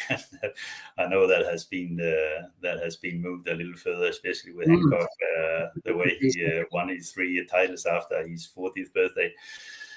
So I guess you can't say that no more. But he hands, what is he, 43, and I think that's and he's been having a few crashes and troubles, and so I think it's the right time for him, and now that he's still fit and well and enjoy his family and got time to enjoy his family and everything and be able to do so, I think it's great, and he's had a great career. So well done to him. Great decision, I think. Yeah, and he was a great servant at the British Speedway as well. Definitely enjoyed him over the years. So I wish him all the best, and hopefully I can get him on with a live interview soon, hopefully. Colin's getting into the technicals. He's just put, what did you do to those Goddens to make them drive so hard? Cams, stroke, light flywheels. Yes, different things. Yeah. We experiment with a lot of things, and that was part, I think, the fun about being a speedway rider is experimenting and trying different things. As I said, I had my own private tuner at the time from Denmark, who was quite a clever guy, and we had cams made up. We had different stroke, we had different flywheels, light, heavy, all sorts of things, and in the end, it turned out okay. We got it going pretty good, and the good thing about it, sort of in the mid '80s, we got an engine that had a lot of torque, and they were easy and nice to get out the start, because you can start in with less than half rev and just drop the clutch, and it was just go. And it was pretty easy. You didn't hardly have to ride on the clutch like you have had before on the 2-valve Java, and then later on the lay down you still have to ride it on the clutch because you do use a lot more rev, and that is the best technique at the moment. But the God was so easy that I could even just ride it on the throttle if I wanted to, and did a lot of experimenting, a lot of different things, as you say, I guess it was difficult for guys to keep up with that as well, because I had, as I say, that was my tune and nobody else could go to him, and so I had probably a little advantage there. But unfortunately, the GMs came and developed that engine a little bit more than Gordon did in the end, so we had to give it. Got Matt Stevens. I know he's always been involved with Reading Speedway as well. He's put, hi Hans, what was your all-time favourite track? Yes, I've been asked that before, and certainly Oxford come in close together with Swindon, as I mentioned before. Really great track. Those two was I enjoyed really a lot. Plenty of dirt around, and similar kind of dirt. Swindon was also very clayish, like Oxford was, and so you didn't have to have a lot of dirt on to get the grip. It was just watered right. You can still have a lot of grip, even though there wasn't that much loose dirt on, and that's what I enjoyed. And that's what you see now, actually, as I mentioned before, a lot of the Polish tracks, you can have a fair bit of grip without having a lot of dirt, so that it doesn't spray so much. I would say in Poland, you hardly need the dirt deflect anymore, because you hardly ever get that much dirt that you get sprayed. So you save a bit of money there if you want to do. He's also mentioned as well, being a racers fan, I used to love the Reading versus Oxford meetings. So did I. Reading, Oxford, Swindon was always great, and bank holidays and all that was amazing. He's put Per versus Hand battles were obviously amazing. Another special rider, Per Jonsson, obviously. Yes, absolutely. I mentioned him before as well. We had some great tussle there, and Jan Andersen as well was a great racer on Reading, especially, and so yeah, it must have been good to watch from a fan's point of view as well. And we certainly had some great battles there and enjoyed it. It always obviously want to win, but it's also great to have a great race and respect each other as well. We always obviously a little tough to each other, but knew how far you can go, and that made it good to watch as well, I suppose, from a spectator's point of view. Graham Gray has just put, thanks for the great memories in the UK, Hans. You were the best. Great interview, Lee. Thanks. A great night's interviewing this is. Pleasure. Yes, Graham. I've just had a text off of Andy Graham as well, so I know he is watching. Well, but hi. Hi, Lee. I am enjoying the interview with Hans. I think after the Birmingham days, Hans played a big part with the Oxford management in bringing me into the team. We won 3 league titles and 2 knockout cups. It was a great team spirit at Oxford, which is important to win the league. Thanks for all the great times racing together. Well, thanks the same, man. Yeah, as I say, at Birmingham we did race really well together, and obviously because we did, and I knew Andy and we got on well, and great guy. That's why I obviously tried to get him to Oxford as well. Yeah, so which was a good decision for Oxford. So yeah, we've had many great years together. Thanks, Andy. I got some nice memories here. I know Maureen Scolin, who's obviously in Australia. She sent me some nice pictures as well. Her other half took. Got some nice ones here. I think these were all Phil Crump's testimonial, I believe. Did you like that over? What was the experience like of going over to Australia then, Hans? What was that like over there? Some of the tracks and the racing and. It was fantastic, actually. It was a strange track, really big track. It was sort of half long tracks, 500 meters, some of them. But it was good. It was good the way that actually the first time I went over was very early. I was only 19? Was it 79? I went over there was 5 of us Danes, Alf Bosk and Finn Jensen and Tommy Knudsen. We went over and just did like a meeting a week and had some lots of spare times to enjoy the weather. So it was more like just as much as a holiday as well for us. And that's where I got all the bad habits as well, like playing golf, like windsurfing and stuff like that, because we didn't have what else to do. So we just had to spend the time doing other things. So that was great, good holiday, and obviously with the chaps, other friends there as well. But the tracks itself was okay. There was good bit of dirt there. There was some special, I think, also a lot of clay in it, and they were quite fast. Like and that's some funny silencer we had to ride there at 1 year. That it looked like a car silencer we had to have on. It must have weighed a ton. But with Simon and I there doing a bit of show off after a meeting, and had some great races with him over there as well. But Australia altogether was just fun, being able to travel around to see the country, and especially on the Ivan major tour. I was on that for a couple of years as well, and we would travel around the bus to some of the tracks and with some of the Kainimi and a lot of the other guys that was over there riding during the winter, and we had some really good times and quite relaxed, and just as a bit of a holiday, I say. So I think I went there about 5 times altogether, 5 winters, and enjoyed every minute of it. Yeah, it's good fun. I was just looking at the questions, just gone back on there again. Darren Reynolds was put, with Hans having the reputation of being the Iceman of the sport, I think he means like not to let things affect you, that type of concentration thing. And he's put, what rider, if any, knew how to get under your skin? Well, I mean, it might have looked that way. I mean, I think when you're a speedway rider or a sportsman, and you concentrate about what you're going to do, you obviously look stiff and icy, but it's more the fact that you are in the zone and you're pretty serious about your stuff and you want to win and stuff. So at the track, yes, you might be an Iceman, but away from the track, you can be totally different. And I mean, you see it at guys like Nicky Peterson, especially, I suppose. But it's pretty much not the same in that respect. But an Iceman on the track, but off the track, I think I was pretty relaxed, like most others. But to get under the skin, I mean, I didn't really play that mental game with others and try to like get under the skin, as you say.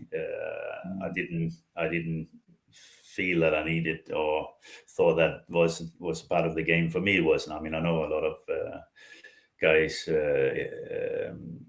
thought that, you know, my digging at the start and stuff was all the mental game, but it wasn't really. I just tried to find a good groove to make a good start. I didn't really think about others, whatever they were doing. I just used my 2 minute, get the groove. And obviously Frank Eppen was always unhappy when he was ready and I wasn't. He always gave me warnings. And but when we were talking about the best and the worst referees in the world, yeah, he was not the best.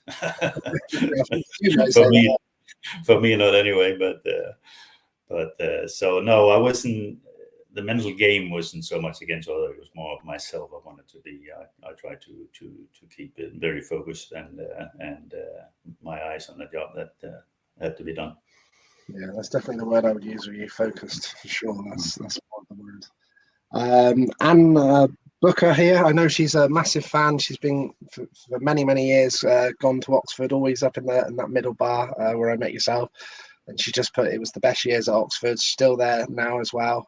So she's still enjoying it there. And I always see her when I go there as well. And she even lets me park outside her house, Hans, so I can just park around the corner. Oh, great. Yeah. And yeah, well done, Anya. Good to see you there. It's, yeah, she's been there, you know, from day one and done a great job there at the gate and everything. And so good to see you still involved.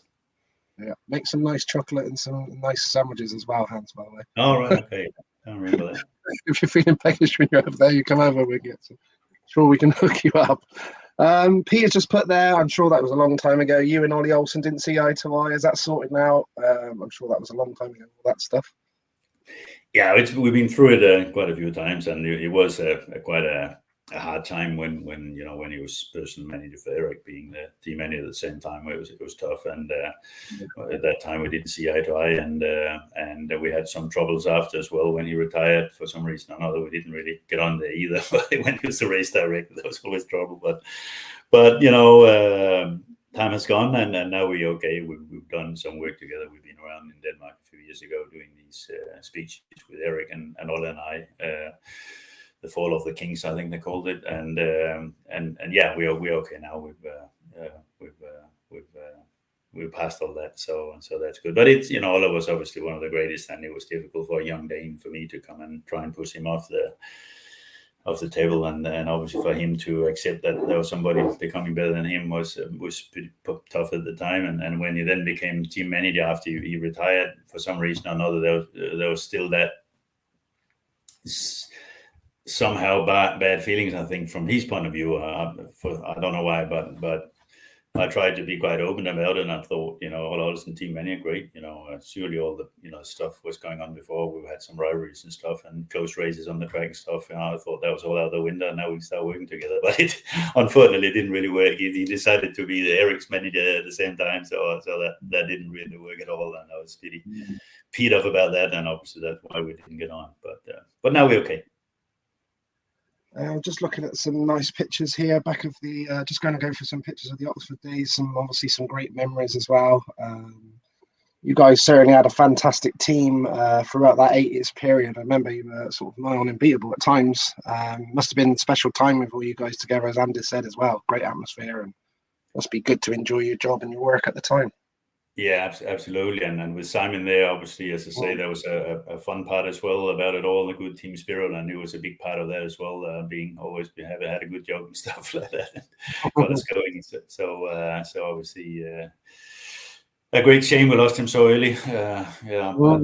But you know, the times we had was great. We even went, you know, on holiday skiing as well with him and his girlfriend at the time, and my girlfriend, and so we were sort of personal friends as well, and visited each other at home, and had some parties and things. So that was great, and you know, we all got on well, the Oxford team, and with the promotion there, and the team managers, and John and Kreber, and the promotion, or the owners, Hawkins, and so on. And you know, it was a big happy family, and I think that's what's important as well, to be able to perform on the track as well. It all adds up, and I think when you look at one of the most successful teams in Poland at the moment, you know, that's what they got going there now, you know, with a great promotion and good team managers and trainers and so on. And that's all, obviously you want that if you possibly can, and up to that's what I would love to grade in P1 now as a team manager there as well.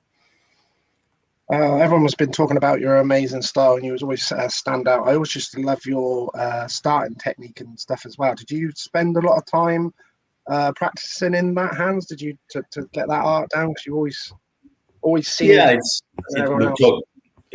we talked like that one is, that was one style, or that was with the Jawa. Then it was you have styles from different period of time when you had the different bikes. The up race was a little bit more spinny at the start than the lay down, so we had to sort of get grip somehow, and I threw my legs back to get some. If you felt when you dropped the clutch and it was spinning a bit, you had to get some weight on the back wheel, and I did that with just throwing the wheels, the legs back, and that got a bit more drive and going forward. And I remember actually when I first started riding a 500cc bike, I was sort of a little bit naturally start working on the clutch straight away. When the old Jawa, you had to have full gas on that as well, full throttle for it to pull out the start. And when they was lifting, it was just a natural thing for me to ride it on the clutch like that you do nowadays as well on the laydown. But I was spending a lot of time experimenting and working hard on making good starts, because at the beginning when I came to England, I wasn't really that good a starter. I was struggling a little bit, and eventually you learn things about setting up the clutch and stuff. But I never really had anybody to go and tell me to maybe you should try this, maybe you should try that. It was all left up to me and watching other guys and just trying things out, and it took a few years to become a good starter. And so it certainly, it helped me along the way when I did become quite a good starter. And that was part of the fun as well, as I say, experimenting with things and trying all different things with clutches and setup of engines and different styles. And I mean, it was a big change from when I was on the upright, that style, and when I then started on the laydown, that changed quite a bit, because the laydown's a lot more grip at the start. So you stop sort of throwing your legs back so much and things. So you had to adapt to the different times and bikes and obviously now I've been watching after I retired and being a team manager as well. You see different things again, and there's other styles that also works, and different setups, and so it's still that still interests me a lot, and trying to obviously help out as well from my knowledge, not just from when I was riding, but also what I've learned being a team manager, see what all the different riders are doing and what works for them, and trying to put that into use for others. I try to help. So that's all. That's what keeps it interesting for me as well. That is still the technical stuff and the styles and all the fine lines. Yeah, exactly. Details, Hans. Exactly. Yeah. I used to love watching your starting technique. It's just really cool to watch. Yeah. I just put, hopefully I pronounce this right, as Milos, probably pronounces that way, hopefully. He's just put, hello, boys. When I was young, my uncle got a clipboard with Hans Nielsen on one wheel, big legend that I know, called the Professor of Speedway, yes. Remember Thomas Gollob and Rickardson, greetings. Yeah, there were certainly two other great riders that I was having a lot of close racing with. Rickardson was a very tough competitor and had quite a few crashes along the way as well, and with Gollob also being very tough, but sort of being mostly on the safe side and not crashing so much. But there was always fire when they were riding, and when we were all three of us in the same race, it was quite exciting. What about the indoor racing? Did you enjoy some?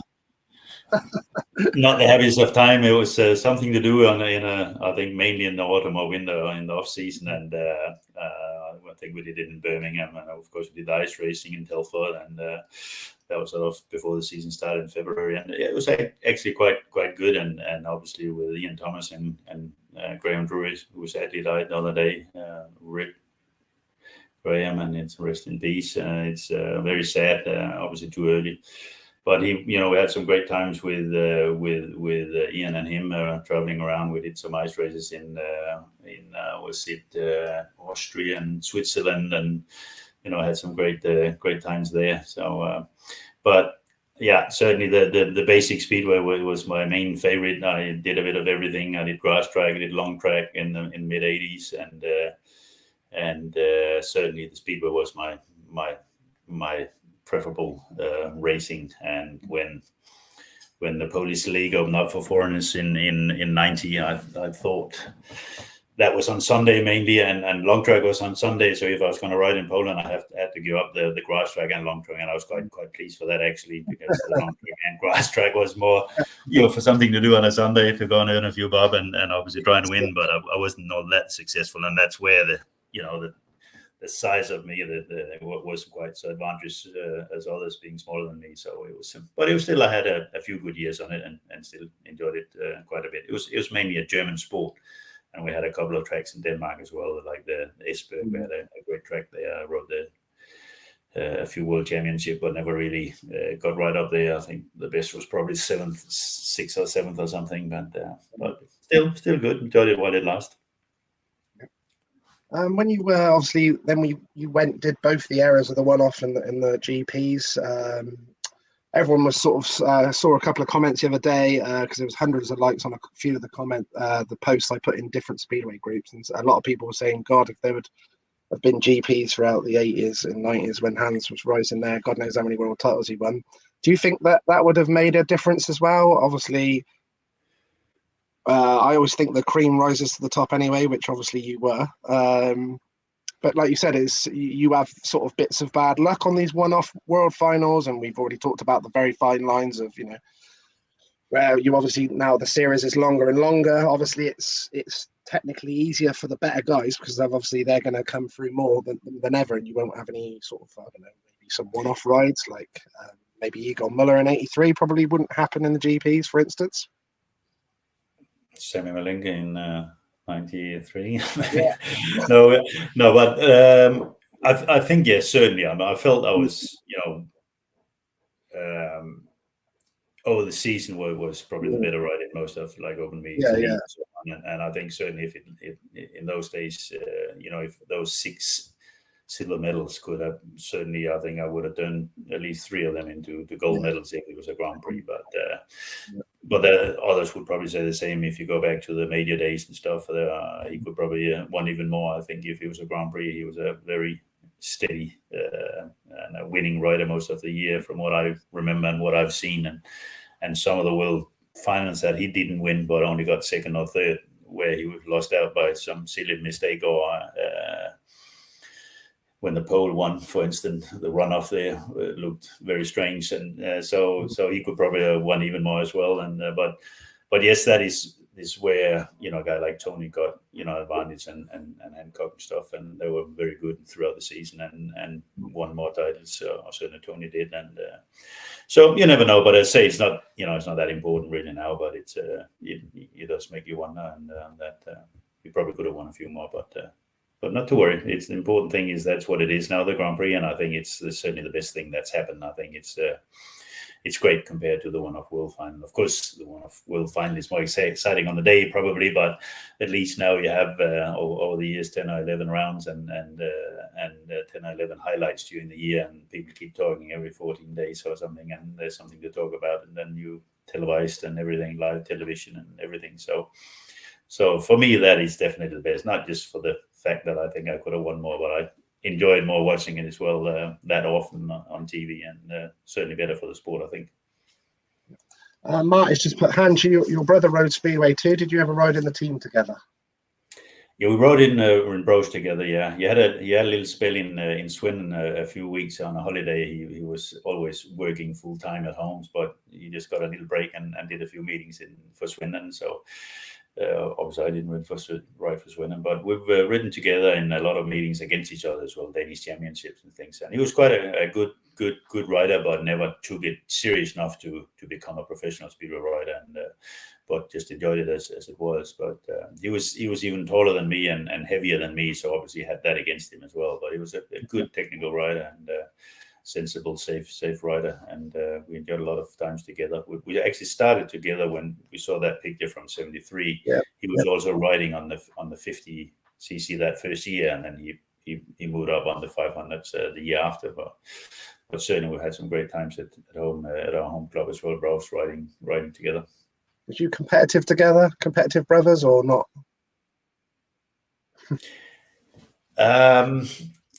Yeah, a little bit. When we first, probably especially the first year when I rode the 500, and he had already ridden for 2 or 3 years. Obviously, he probably expected to beat me, but which he did. But I also beat him, and so yes, we had some great races that first year, and then later on, of course, I went to England already the following year. I only did the 1 year in Denmark on 500cc before I went to England. So then we sort of lost contact a little bit as far as racing against each other. But certainly that 1 year, we had some great tussles on the track in '76.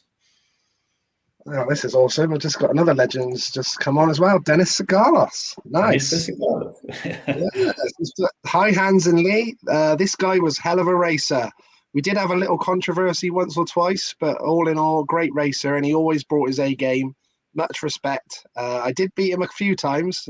No regrets. All the best, mates. That's awesome. Yeah, it's good to hear from Dennis. Well, I met him a few times over the years, and we spent some time together, and we did respect each other. I think racing against each other. What I remember mostly, or what peed me off most, was probably the White City big meeting we had for £5,000.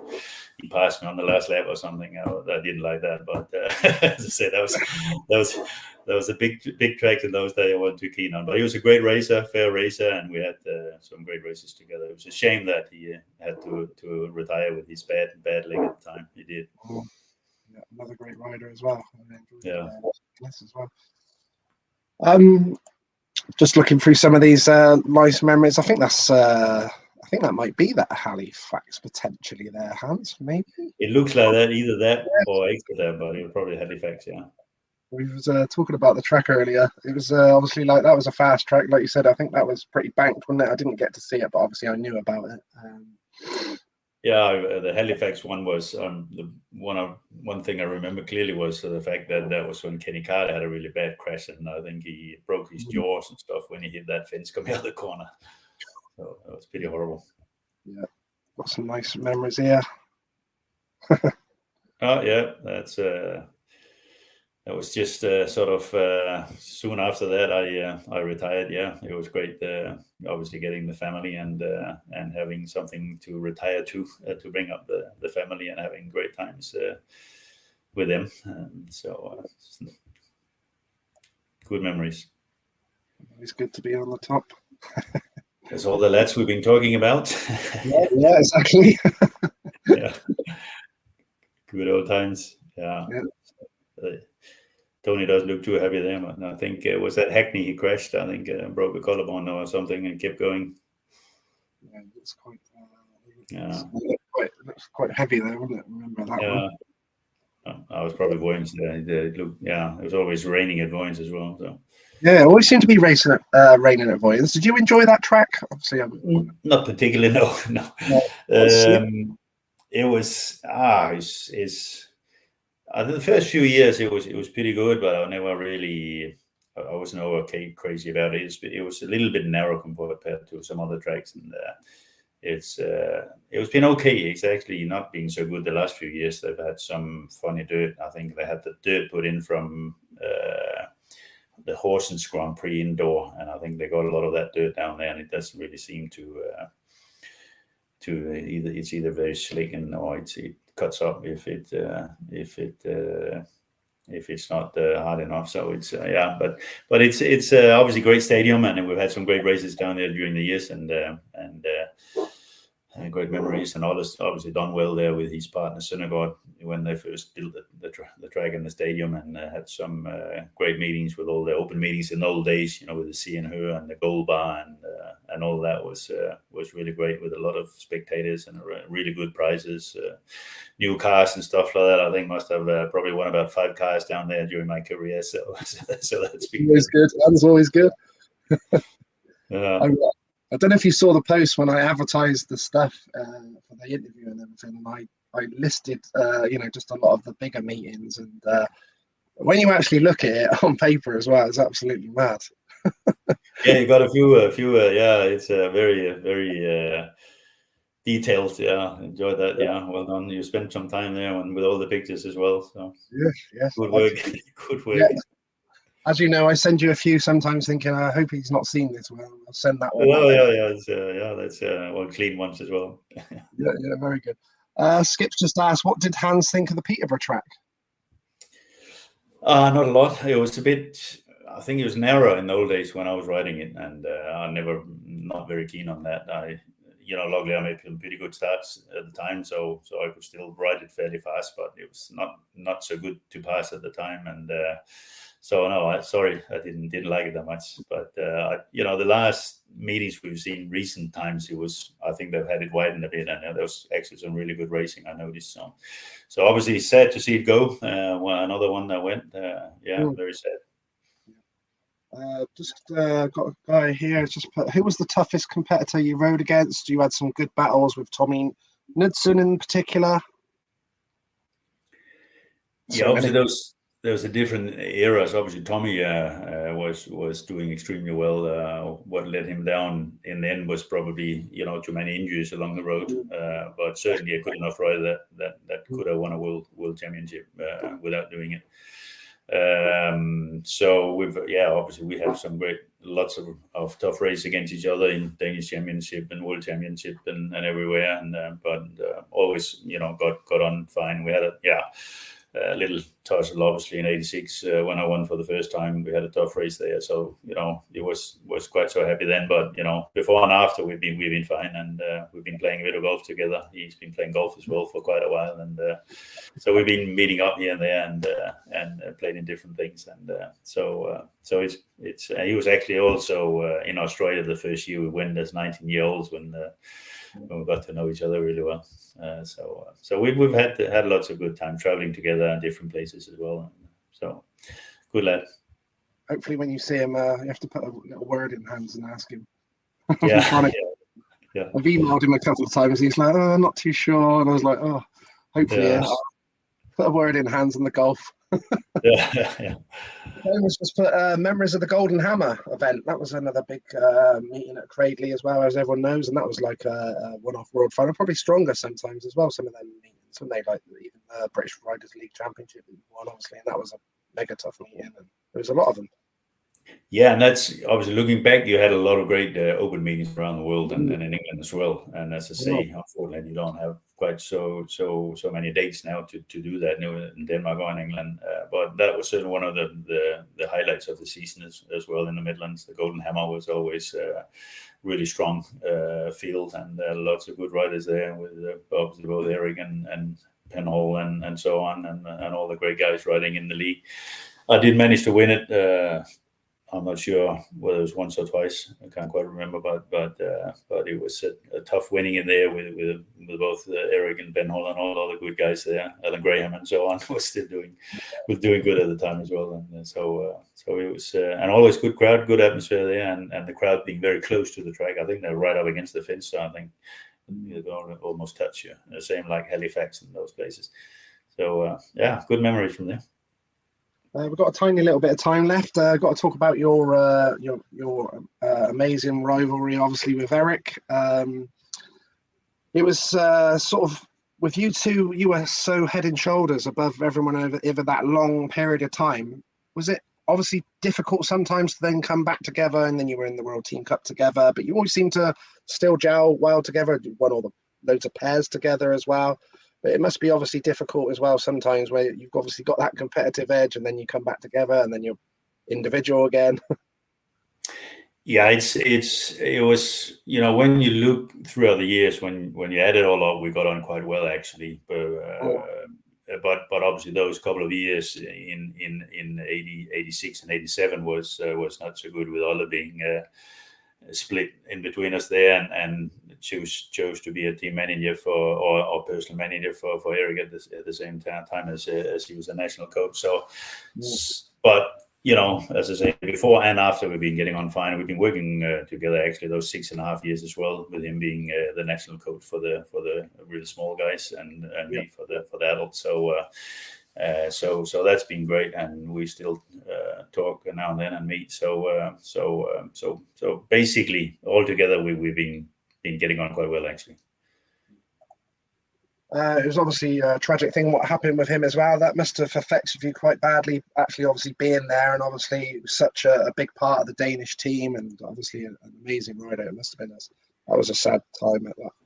Yeah, it was sad and terrible in every way, mostly because for himself, of course, and the family, but also from us at the meeting at Bradford, but also aftermath, not knowing what was going to happen to Eric, whether it was going to come through or not.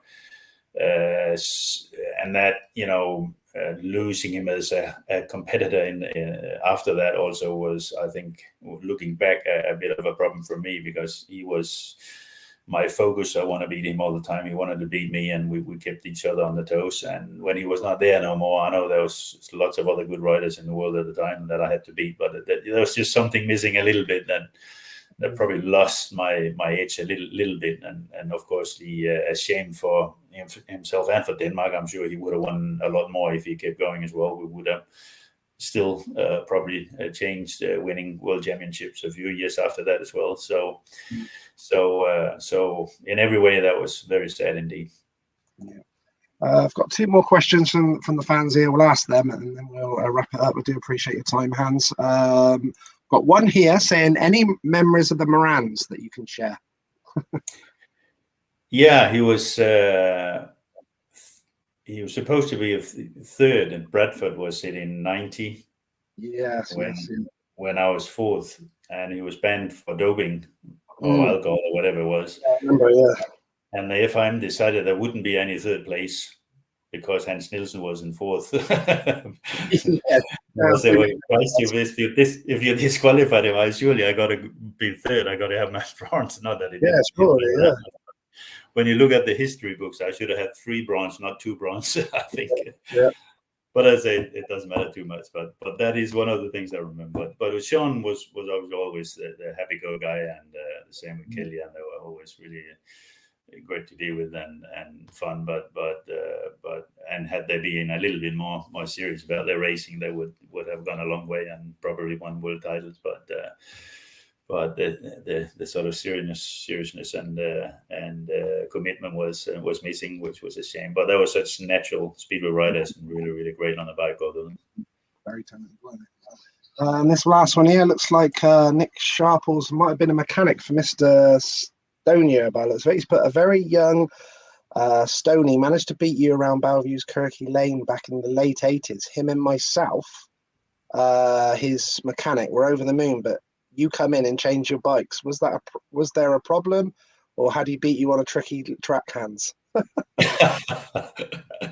Funny enough, I don't really remember that incident, but whether there was a problem or not. But obviously, quite often when you lose a race and you're not too happy about it, and you think, the bike wasn't quite fast enough, you obviously you take a chance trying another bike. But he was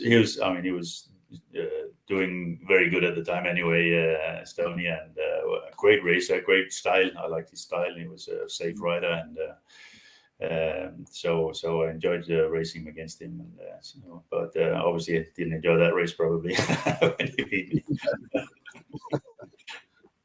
Really appreciate your time, Hans. Amazing to speak to you. You're definitely one of my idols for sure. You're one of the best riders of all time. So it's a total pleasure for me. It's a bit surreal, really, to get to speak to you. But I do appreciate your time. Thank you very much, Hans. It's been a pleasure. Have a good night. And I hope to see you in Oxford maybe next year. Well, this year now. I'm sure we will. I'm sure we will. Yeah, I'll try to be there. Definitely. Hope to see you there. Thank you very much, Hans. Much appreciated. Thank you, mate. Bye. What a legend, Mr. Hans Nielsen. Awesome. Buzzing.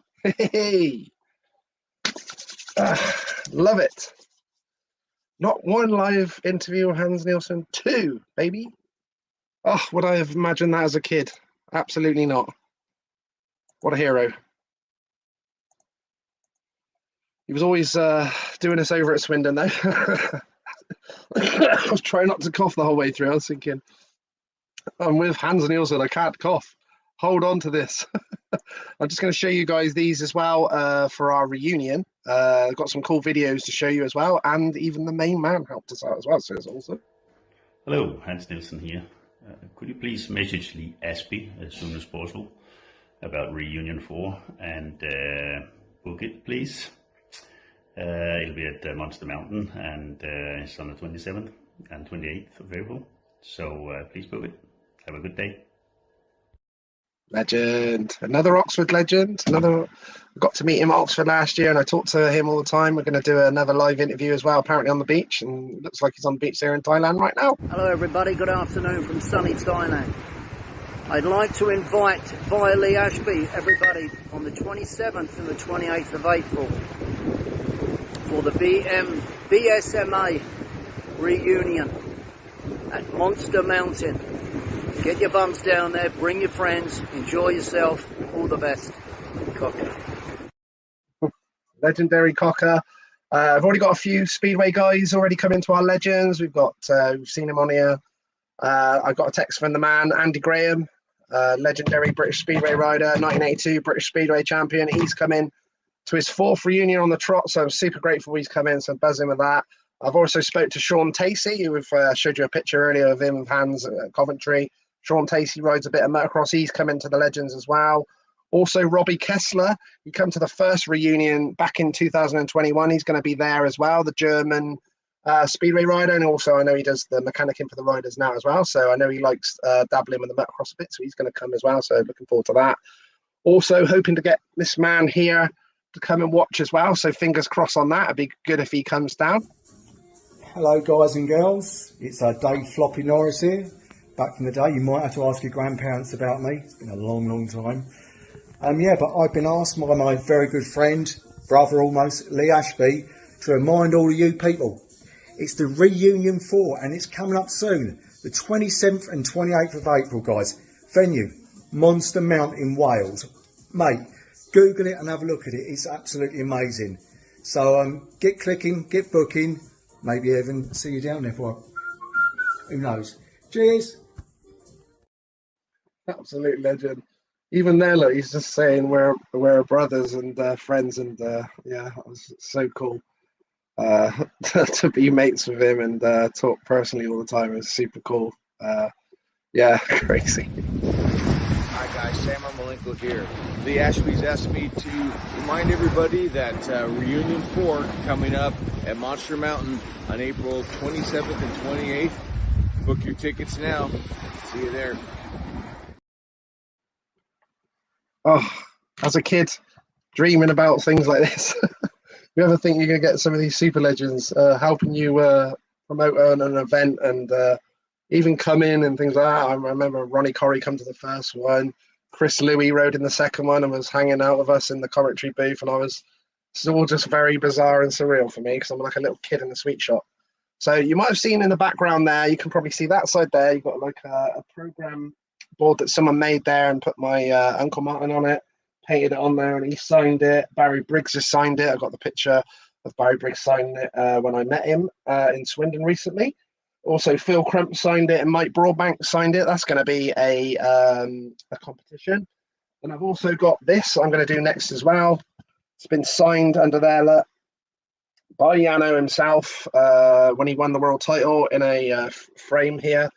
A glass frame, so I'm going to do that as well. It would just be like I've done for a lot of the stuff I've been doing on the Speedway now, which has been cool. Did Ivan Majors signed Troy Lee design helmet. What else have I done Speedway? The golden hammer that they give to the riders. I'm going to do that as well. I might be doing a live auction on the signed boot. I've got here a Daytona boot, the last one that Lee Adams wore and took off and signed at his testimonial in Swindon. Also, I've got Chris Pusey's England touring jacket. I'm sure that's the 70s. It's got on there as well the Australia and New Zealand badge, and obviously the lion on there. Going to be doing one as well for that. But on that Yano Pedersen signed picture, is just going to be, I normally do 60 numbers, 1 to 60. People just contact me, have a number, 1 to 60. And then as soon as the 60 numbers are gone, or sometimes I do it if the 60 numbers haven't gone, like I did for the golden hammer. I think it's going to be £3 a number. So you can have as many numbers as you want. It's just numbers 1 to 60. Then it'll be on a live draw on this feed like this, and we'll draw that and get that out to the winner. So yeah, that was cool. What else? I've got these two as well. These two books as well. I've got one here. Excuse me, Barry Briggs book there that was personally signed As you can see, hopefully you can just see that. It's full of awesome pictures and all that. It's really good. I've had a good look through that. And I've got one of Ivan Major as well that I'm going to do a little competition for as well. Also personally signed as well in there, and it's the same as the Barry Briggs book. It's literally full of stats on my uncle and my dad's in there as well, stats and all the pictures and loads of goodies in there as well. So that's really cool. Going to do that one as well. So still a few Speedway ones to do, but I will post this up in the groups about this signed picture of Janne Pedersen, and I've also got the message because I did a live interview with Janne and I messaged him just to double check it was his actual signature before I got it. So that's really cool. Oh, excuse me. Dear, sorry about that. But yeah, so just to give you a little quick update as well on some stuff that's coming up. So obviously don't forget I've got this live auction this Thursday. It'd be massively appreciated if you all Speedway fans get involved. Steve Bishop has got, let me just quickly check the race jackets while I'm on. This is, don't forget, he's selling all of his own personal memorabilia to help his own son with who had a serious motocross accident, and then while he was in hospital recovering from a serious accident, he had a couple of broken vertebrae, cracked vertebrae, and really seriously injured his spleen. And then while he was in hospital recovering, had his van stolen with his bike and all his kit and everything. So literally has nothing. And obviously once he's healed up, he wants to get back into the racing. So Steve Bishop is actually going to do a live auction through me with you guys to basically just raise some funds to help his son Sam Bishop get back on his feet with everything. So I'm just looking through this now. So basically I'll be posting all these up as I'm going. So I'll be live on here and I'll just put a picture up on the screen. Not like this, obviously, like I've been doing with Hans for the night. Just looking there, look, I've got a Swindon Sprockets jacket, things like that. Look.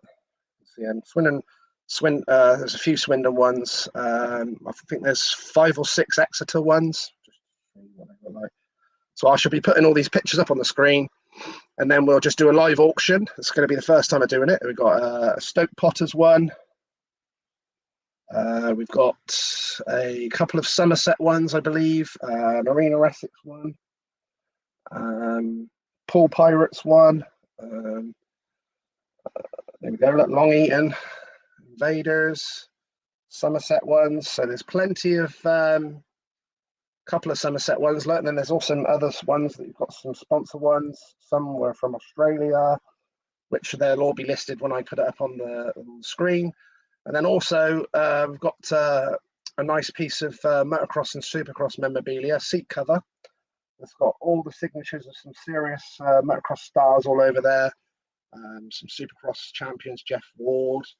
It's super stacked with signatures anyway. So there's like Jamie Dobb, Rob Herring, Greg Albertine, multiple world champions, AMA American champions. Who else is on there? Eric Kehoe, Larry Ward. I'm just trying to think. Donnie Smith, another world motocross champion. There's just loads of signatures on there. Warren Edwards, Tony Marshall, Nathan Shelton. Just trying to think.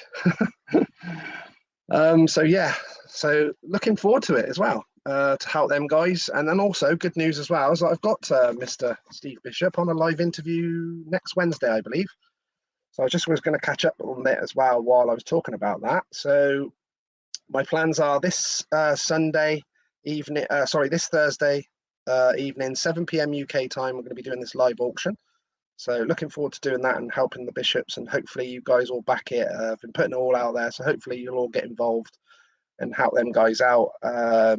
Be really great if we can. Then this Sunday, 7 p.m. UK time, I'm going to be with American legend Seth Enslow.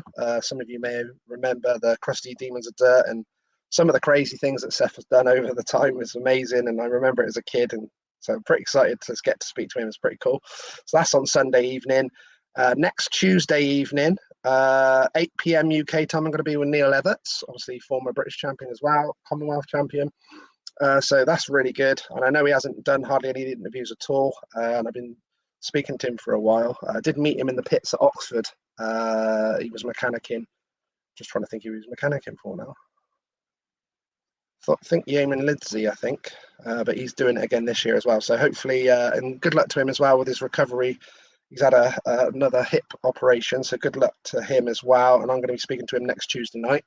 He actually messaged me saying that he's recovering at home, so he could. He's seen a couple of the interviews as well, and he said he did enjoy them. So that's really nice. So it's great that I'm going to get him on as well. So that's next Tuesday night, and then next Wednesday night, 8 p.m. I'm going to be with Steve Bishop himself as well. And yeah, so that'd be great. Might even get Steve to pop on the live before we start the auction on Thursday as well. Maybe just to have a quick chat and just say what it means to them guys and how everything happened and everything.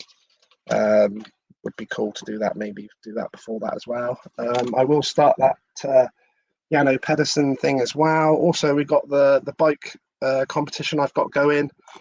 On this Suzuki 125 two-stroke. It's 2006, I believe. It's been completely rebuilt as new, inside and out. As you can see, look, it's got some special forks on it and pipe on it, and it's got all the bling stuff, and it's really cool. Only doing 160 numbers on that as well, by the way. I think I've got about 50 numbers gone now, so. And if people want numbers, they can even get a number off me and pay once the actual raffle is full. So you can actually pay when the raffle is going to happen if you wish to do that as well. So let me know.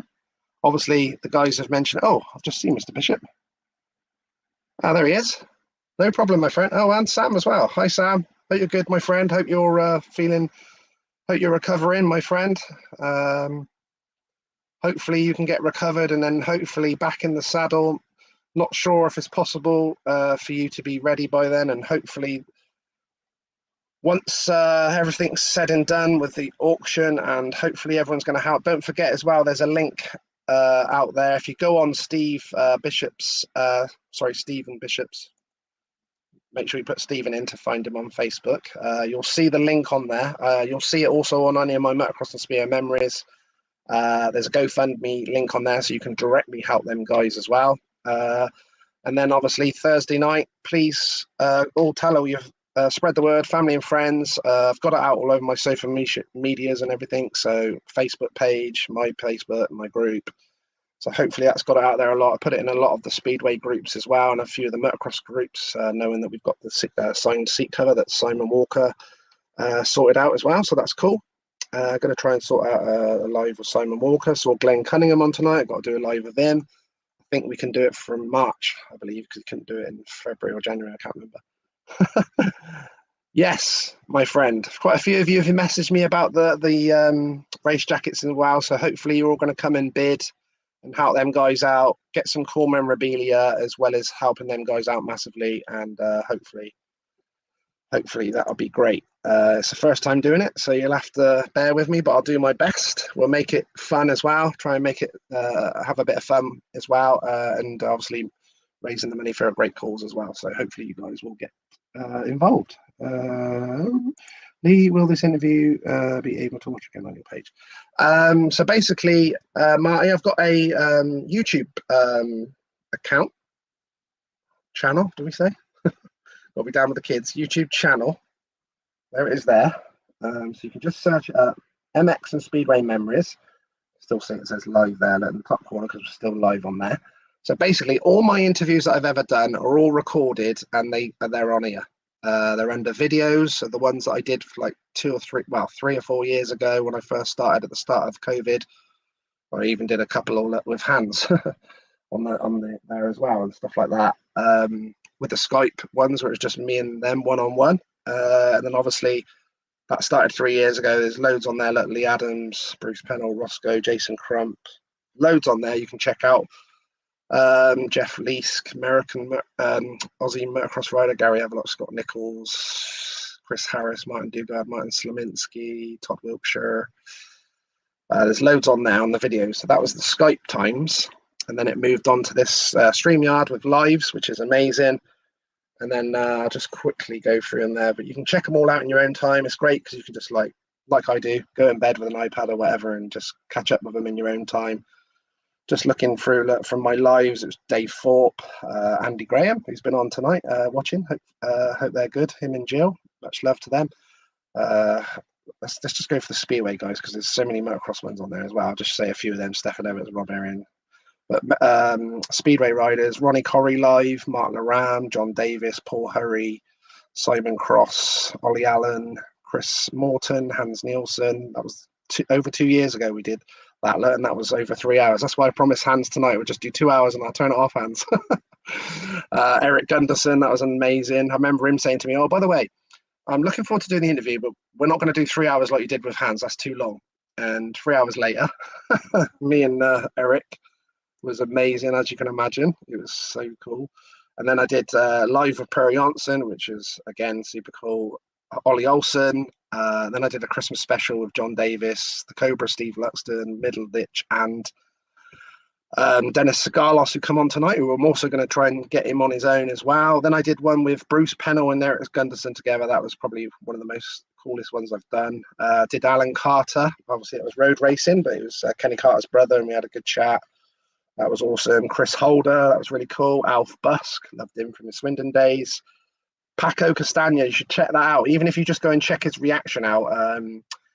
He sent me a video once saying that he liked my channel and that he loved my interview with Stefan Everts, who was his hero as well, 10 times world champion Stefan Everts. So I managed to get hold of Stefan and basically brought him onto the live while Paco Castagna was on. And obviously Paco's a bit of a character anyway. And brought Stefan Everts onto the screen while he was on there, and he literally had a heart attack.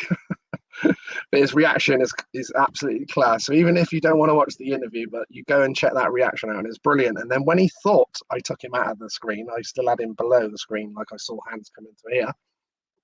Before you put them on the screen, they can hear what you're saying, but you can't hear what they're saying until I bring them into the screen. So I left him down at the bottom of my screen so he could hear what he said after. And I still got to do the accent now, and he goes, "Oh my God, mate, I'm sweating. What are you doing to me?" It's just brilliant. You should just go watch it. Trust me, check it out. That was really cool. Lawrence Hare, that was really cool. Cole Battlefield, Greg Hancock, loved that obviously. Did Chris Louis and Jeremy Doncaster together. Joe Screen, chased him for a few years, so that was cool to get him on. Darcy Ward, everyone really enjoyed that. Did mud Nicky Ferguson off a little bit on that one. Bradley Wilson-Dean, the reigning New Zealand Speedway champion as we speak. He's coming to the reunion as well. I think he might be racing and going in the Legends, but we'll see. Did a live with Luke Becker. PK, Peter Colson. Still speak to him now on Snapchat and have fun with him and Mikael Max as well. Did Ollie Olsen a second one. That was really cool. Sam Malenko, that was amazing. That was a couple of hours. Mikael Max, obviously Mikael Carlson before, but Mikael Max. Talked to him on Snapchat as well, so that's always cool. Sean McConnell, loved that. That was really cool. Alan Graham, super sad, obviously, with what happened with Alan so suddenly and everything with that accident on the sidecar. But it's special for the family to have that there. You should check that out as well. It's really cool. Glad we managed to speak to Alan. That was super cool. Yeah, check that out. Live with Jan Anderson, Barney Kennett was fun. I'm going to speak to him again as well because he's always cool and fun. Brian Carger, John Davis. I've done 3 now with him. If you want some entertainment, check them out. Lance King, I surprised Lance King with a guest appearance for Bruce Pennell as well, which is cool, and he fired some questions at Lance, which was funny as well. Calvin Tatum, talking about Calvin Tatum, I did that first live of him before Cardiff, not last year but the year before. I'm doing a part 2 with Calvin as well, so looking forward to that. Did a second live there with Chris Morton, Mr MBE. Did one with Gary Avalot, that was super fun as well. You should check that out. Yano Pedersen, that was really cool to get hold of Yano. Doug Wire, that was another good one. They're all good, but check them all out in your own time. Like I said, Nigel Crabtree, enjoyed that one. Sam Masters, that was at the start of last season, I believe, because he just went to Oxford, and he's at Oxford again this year, and obviously he's moved now because of the whole Wolves thing, which is super sad. Obviously, that's a really cool one as well. You should check out Peter Collins. We wasn't on the actual screen, but I phoned him. He was on a home phone, and I had the like a Bluetooth speaker here as well, and you could all hear him clearly. So you should check that out with the MBE man, Mr. Peter Collins. That's on there. Jeremy Doncaster, that was a really good one. Sean Tacey, really enjoyed that. He's coming to the reunion, so looking forward to that. Graham Jones, hilarious, Mr. Tesco's himself. You need to watch that to find out about the Tesco's thing, but that's funny. Bruce Pennell, yeah, so obviously I'd done the Skype back in the day with Bruce. I did a live with Bruce and Eric together, and then I did one of Bruce Pennell. How long ago was that? That was 6 months ago. God, 6 months ago already. So I did another one with Bruce. That was really cool. Alan Rossiter, that was a good live video. Did one with Martin Dugard, who popped on tonight. You should check that one out as well. Steve Schofield.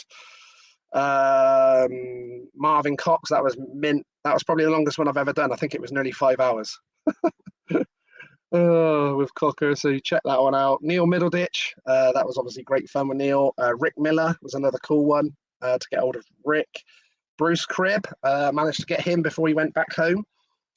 So we've got a good one on there with him. Check that out. Mike Broadbank, Swindon legend. You should check that out. And then I had a live chat with Barry Briggs for 15 minutes outside the hotel in Swindon when he came there. So I got to meet him there. Hence he signed my Uncle Martin's painted, what do you call it?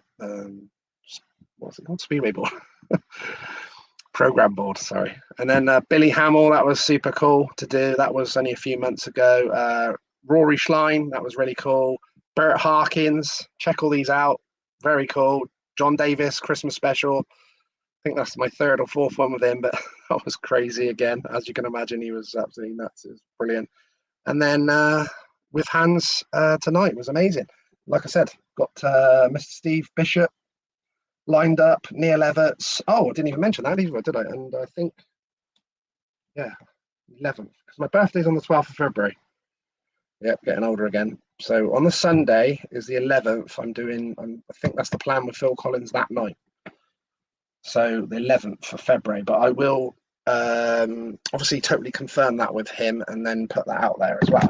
I haven't promoted the Neil Everts one yet, or the Mr. Bishop one either yet. Was banned on Facebook for 6 days for no idea why. So that's put me behind with everything, bike raffle, booking into the reunion for all sorts of stuff. So I'm trying to just go for it as quick as I can without losing it all. So yeah, because I've not even announced half of the legends that are coming already yet to the reunion. So hopefully I'll get it all sorted and catch it all up. I'm just going to have a quick look through these. Thank you very much for coming on, Martin, and you. Hopefully I pronounced that right, Milos. Hopefully I did. Thanks, Skip. Thanks for that tonight. Thank you, Anthony, for coming on. Yes, got a text off of Andy Graham. See, Callum. Get buzzy when all these legends message me in any shape or form. Never gets old. I'm like a kid in a sweet shop, mate. 24/7. That was amazing. One of those riders you'll never forget. Always enjoyed seeing and all the other great stars whenever.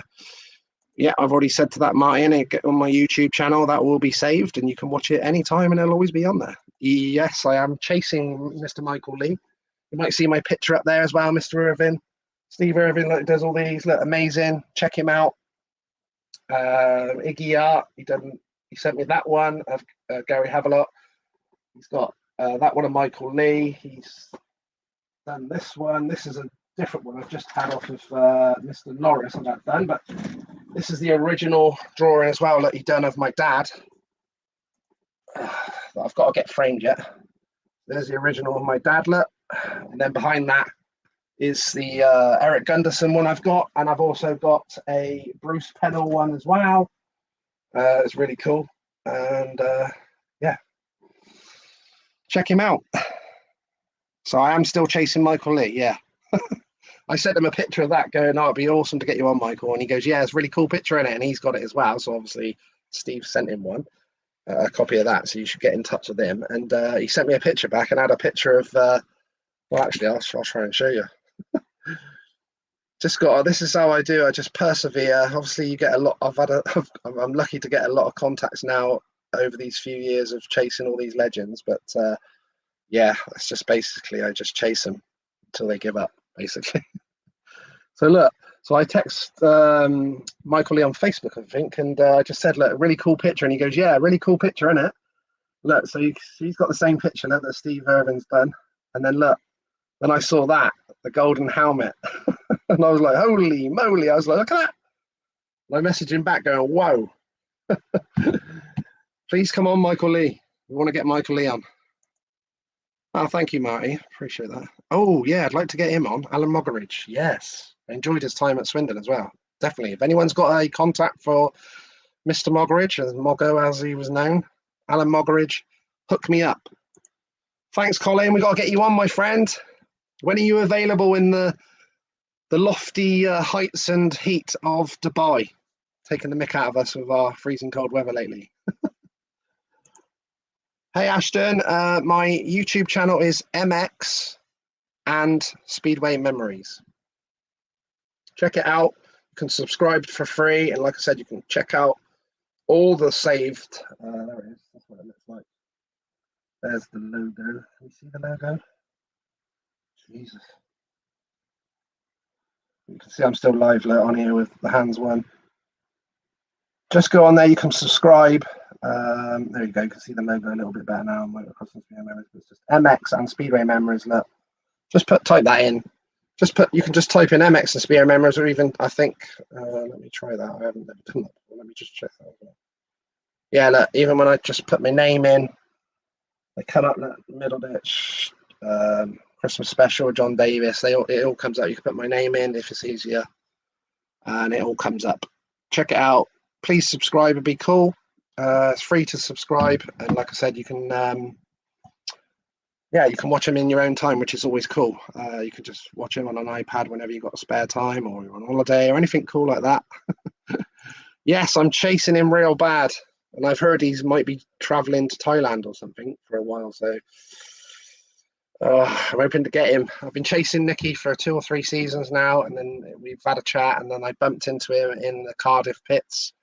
I was lucky enough to get in there. First time ever. It was really cool to go in the pits. And yeah, I bumped into him. I was like, Nicky, come on. Been chasing you for 3 years. And then he's like, we'll do it in the winter, my friend. I'm like, yeah, no worries. And then next winter, we didn't say what winter. And then I spoke to him not long ago, and he said, we'll do it in December or whatever, or January. And then obviously, yeah, he's a busy man. I know he's doing obviously the Danish team manager job now as well. Plus, he's obviously got back to fitness and he's racing again. And I know he does a lot of stuff with sponsors and all the sorts of stuff. So it's hard to keep him nailed down. So I'm trying to nail him down for a date, 2 or 3 hours. Come on, Nicky. Been chasing you for 3 or 4 years now, I think. It's got to hook me up. How cool would that be?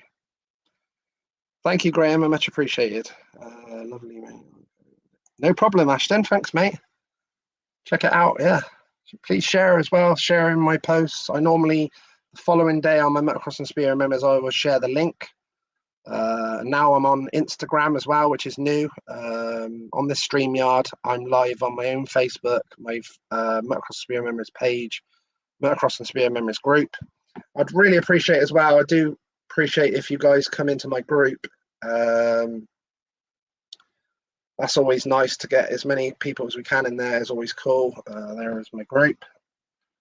Just take that down. Please share that around if you've got any family and friends that like your Speedway and motocross. Get in there. Look, you can see my reunion event that's coming up as well. Get yourselves in there. Would be massively appreciated. And there, look, you can see the invite button. See it says there, look, Motocross Speedway Memories. See that invite button? Just there, look. It's always back to front, isn't it, when you're behind on the cameras? So it's just there. There's an invite button. Look, you can even invite family and friends into the group. So that would be appreciated as well. Really getting to 13,000 in there, which is pretty crazy. Started in there with literally about 30 or 40 people doing some reminiscing of my motocross days. Obviously, my dad passed away in 2015. So it was just an idea of basically reminiscing. Everyone likes to reminisce, and then telling all the rider stories. And just started out with just like all the local motocross riders I used to race with in the 90s. And then I just ended up sending questions to some of my heroes and stuff, and then it just all went from there. But it's been pretty amazing. I like to say it was organic, no plans, just just went for something I had a passion for, and how cool was that? So hopefully I'll get to see loads of you guys and girls at some of the speedways this year. Obviously, super bummed there's no Swindon Speedway or Reading, and obviously now Wolverhampton and Peterborough, but it's cool that Birmingham's gone back up into the top league. I'm hopefully going to go and see the Grahams a couple of times in the year and hopefully get to see a couple of meetings with Birmingham up there. It's exciting with the new team in the new league, and Sam Malenko's manager as well. I've done a live interview of him and spoke to Sam a few times on the phone, and he's helped me out with those videos that I showed you today, and I'd like to meet him in person. Would be super cool. So hopefully I'll get to come and see him at Birmingham, or maybe even Oxford when Birmingham are there maybe.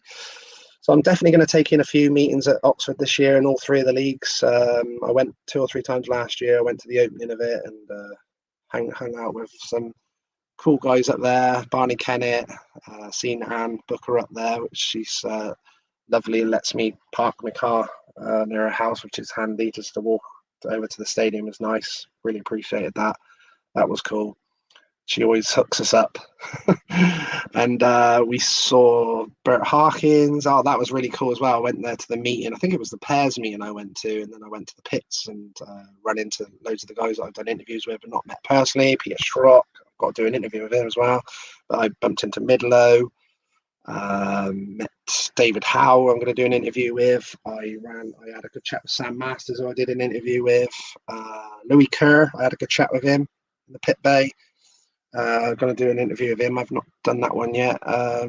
So David Howe said he would be interested in doing one. Oh, I met Darcy Ward there as well, so that was super cool to meet him. Didn't even know he was there, so that was pretty cool.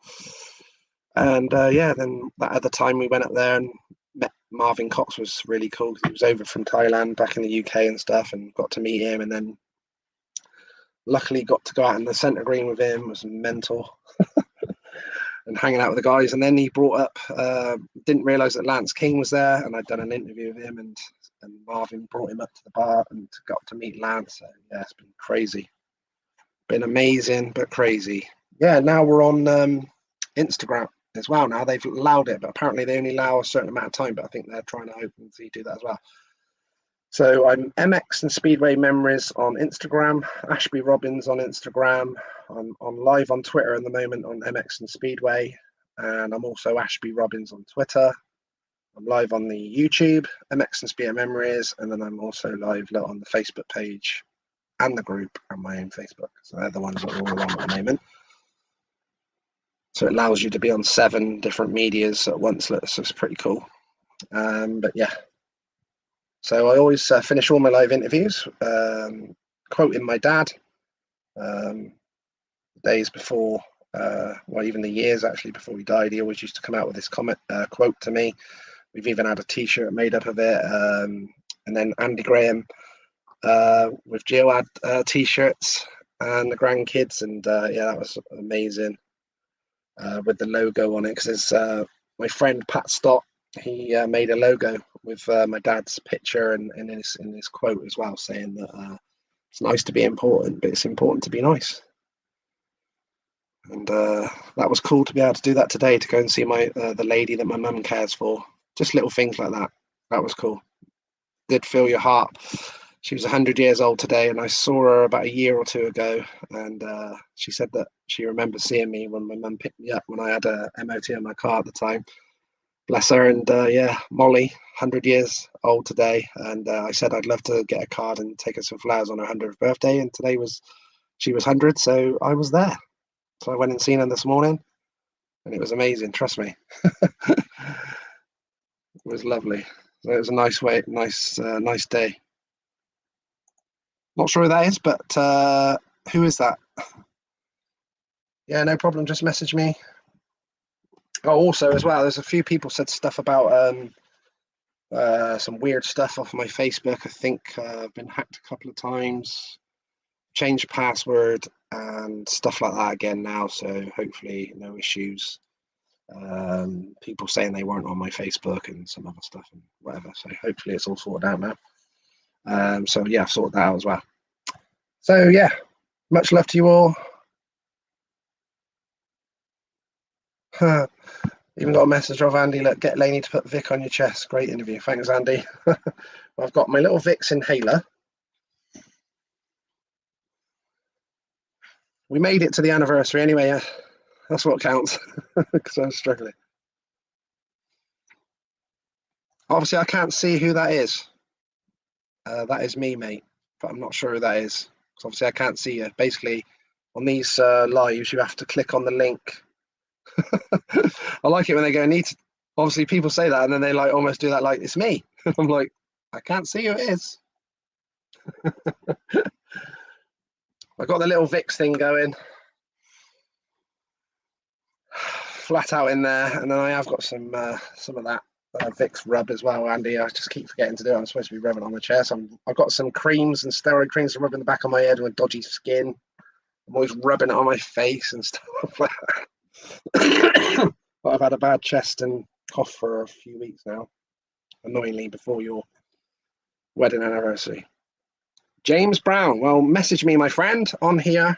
I'm going to come off this in a minute. Me and my Laney Lou are supposed to be watching some TV, so be quick messaging me, my friend, and no problem. The wife wants to kill me at the moment. I'm too busy. Hopefully I'll spend some time with her tomorrow. Got some stuff to do. Loads of stuff to do, in fact. But right. Also picked up a couple more commentary jobs today with Motocross, so that's pretty cool, which hopefully I'll announce by the end of next week when they announce what they're doing. So that's cool. Doing the BSMA, which is amazing, doing their whole national series this year, which is really cool for me personally, because that's what I raced all the 9 years from 89 to 2000 as a BSMA. So, and then obviously got lucky enough to be the BSMA champion as well. So that was really cool as well, with Dad as my mechanic. He was an absolute superhero. Good combo. And so, yeah, it's great to be able to go back to the root side of that. And now I'm going to be doing the commentary. You would have thought, quiet old reserved Lee. Seriously come out of his shower, to say the least. I think that's Laney's fault. I don't know if that was a good thing or a bad thing. And then our commentator didn't turn up for the first reunion. So even that was organic. That was never planned, to do some more commentaries. I went up there, took all the pressure off and all the crap of the meeting, and I absolutely loved it. Of course, I knew all the new riders, all the old riders, all the legends. So I'm always nervous before any of these things, but as soon as I start, because it's a passion, I can talk the whole time then. But some people will be like, oh, Lee hardly talks, but once you're doing some stuff you enjoy. Just in our spare room in Swindon. We're real glam. Classic. Look, I even had a beverage tonight. Look, can you believe that? I only finished a whole can. Crazy. This is still stuff from Christmas. See, everyone's having dry Januaries, but I have a dry year, so there's no point me having a dry January, really. When I say I'm gonna have a couple of drinks and chill out and try and, stop my head going round and round from thinking too much stuff, and then a can and a half later, that's my, having a mad one. But only I could have a Diet Coke next to the actual cider, eh? Much love all. See you Thursday night. Let's rock and roll with this raffle. I'll have all the pictures on here ready to go of all the race jackets of Mr. Bishop, Steve Bishop, all in aid of Sam Bishop, his son. We've got to try and make them as much money as we can to get him back on track after having a serious injury. To have everything of his stolen while he's recovering is crazy bad. So hopefully we can help them guys out. I'll do my best. It's a new thing to do the live auction, but I have thought of that idea a couple of times to do some stuff with my own stuff. So I thought, so when I thought about it, I thought that could be a cool idea. So hopefully it'll work, and hopefully it goes well. Otherwise, Steve won't be bothering to come on my live interview the week after. People like that bloody Ashby screwed that right up. Well, hopefully I won't. I'll be all right. Once I get going, sure I'll be nervous as normal as soon as I start. Get going and all that. Much love to you all. See you all soon. If you want to get involved in the bike competition, if you want to get booked in for my Motocross and Speedway Memories BSMA Reunion 4, crazy, we're on 4 already. We're also doing the Battle of Britain 2, second meeting of that at the end of the year, maybe September, I think, at Landrake in Cornwall. And obviously we're at Monster Mountain, 27th to 28th of April in Merthyr Tydfil. Took me about an hour and 40 minutes to get there from Swindon. Not too bad. It literally is on top of the mountain. It's not called Monster Mountain for no reason. But yeah, I went there at the weekend. It was wet and foggy there at the weekend, but hopefully we don't get that in April. But it was nice to know that the track, when they just packed the track down, didn't fluff around with it or anything, and it was very rideable. So that was good to know. Can't get any wetter or worse than that. So it's nice to know that it'll run in the wet. But hopefully we can keep our run of having 3 dry reunions going. The Battle of Britain definitely wasn't dry at Landrake, and we got away with that one. So fingers crossed, we'll have a bit of drier conditions for the reunion in April, at the end of April. The end of April and early May, literally days away from start of May. So hopefully, fingers crossed. I'll be praying to Dad and then my granddad and everyone up there to help us. But yeah, much love to you all. Speak to you all soon. Like I said, I'll put all the recording out there tomorrow. Please share it. And I will be back Thursday, 7 p.m. UK time to rock and roll for the Bishops. This is close as I get to chess. Much love all.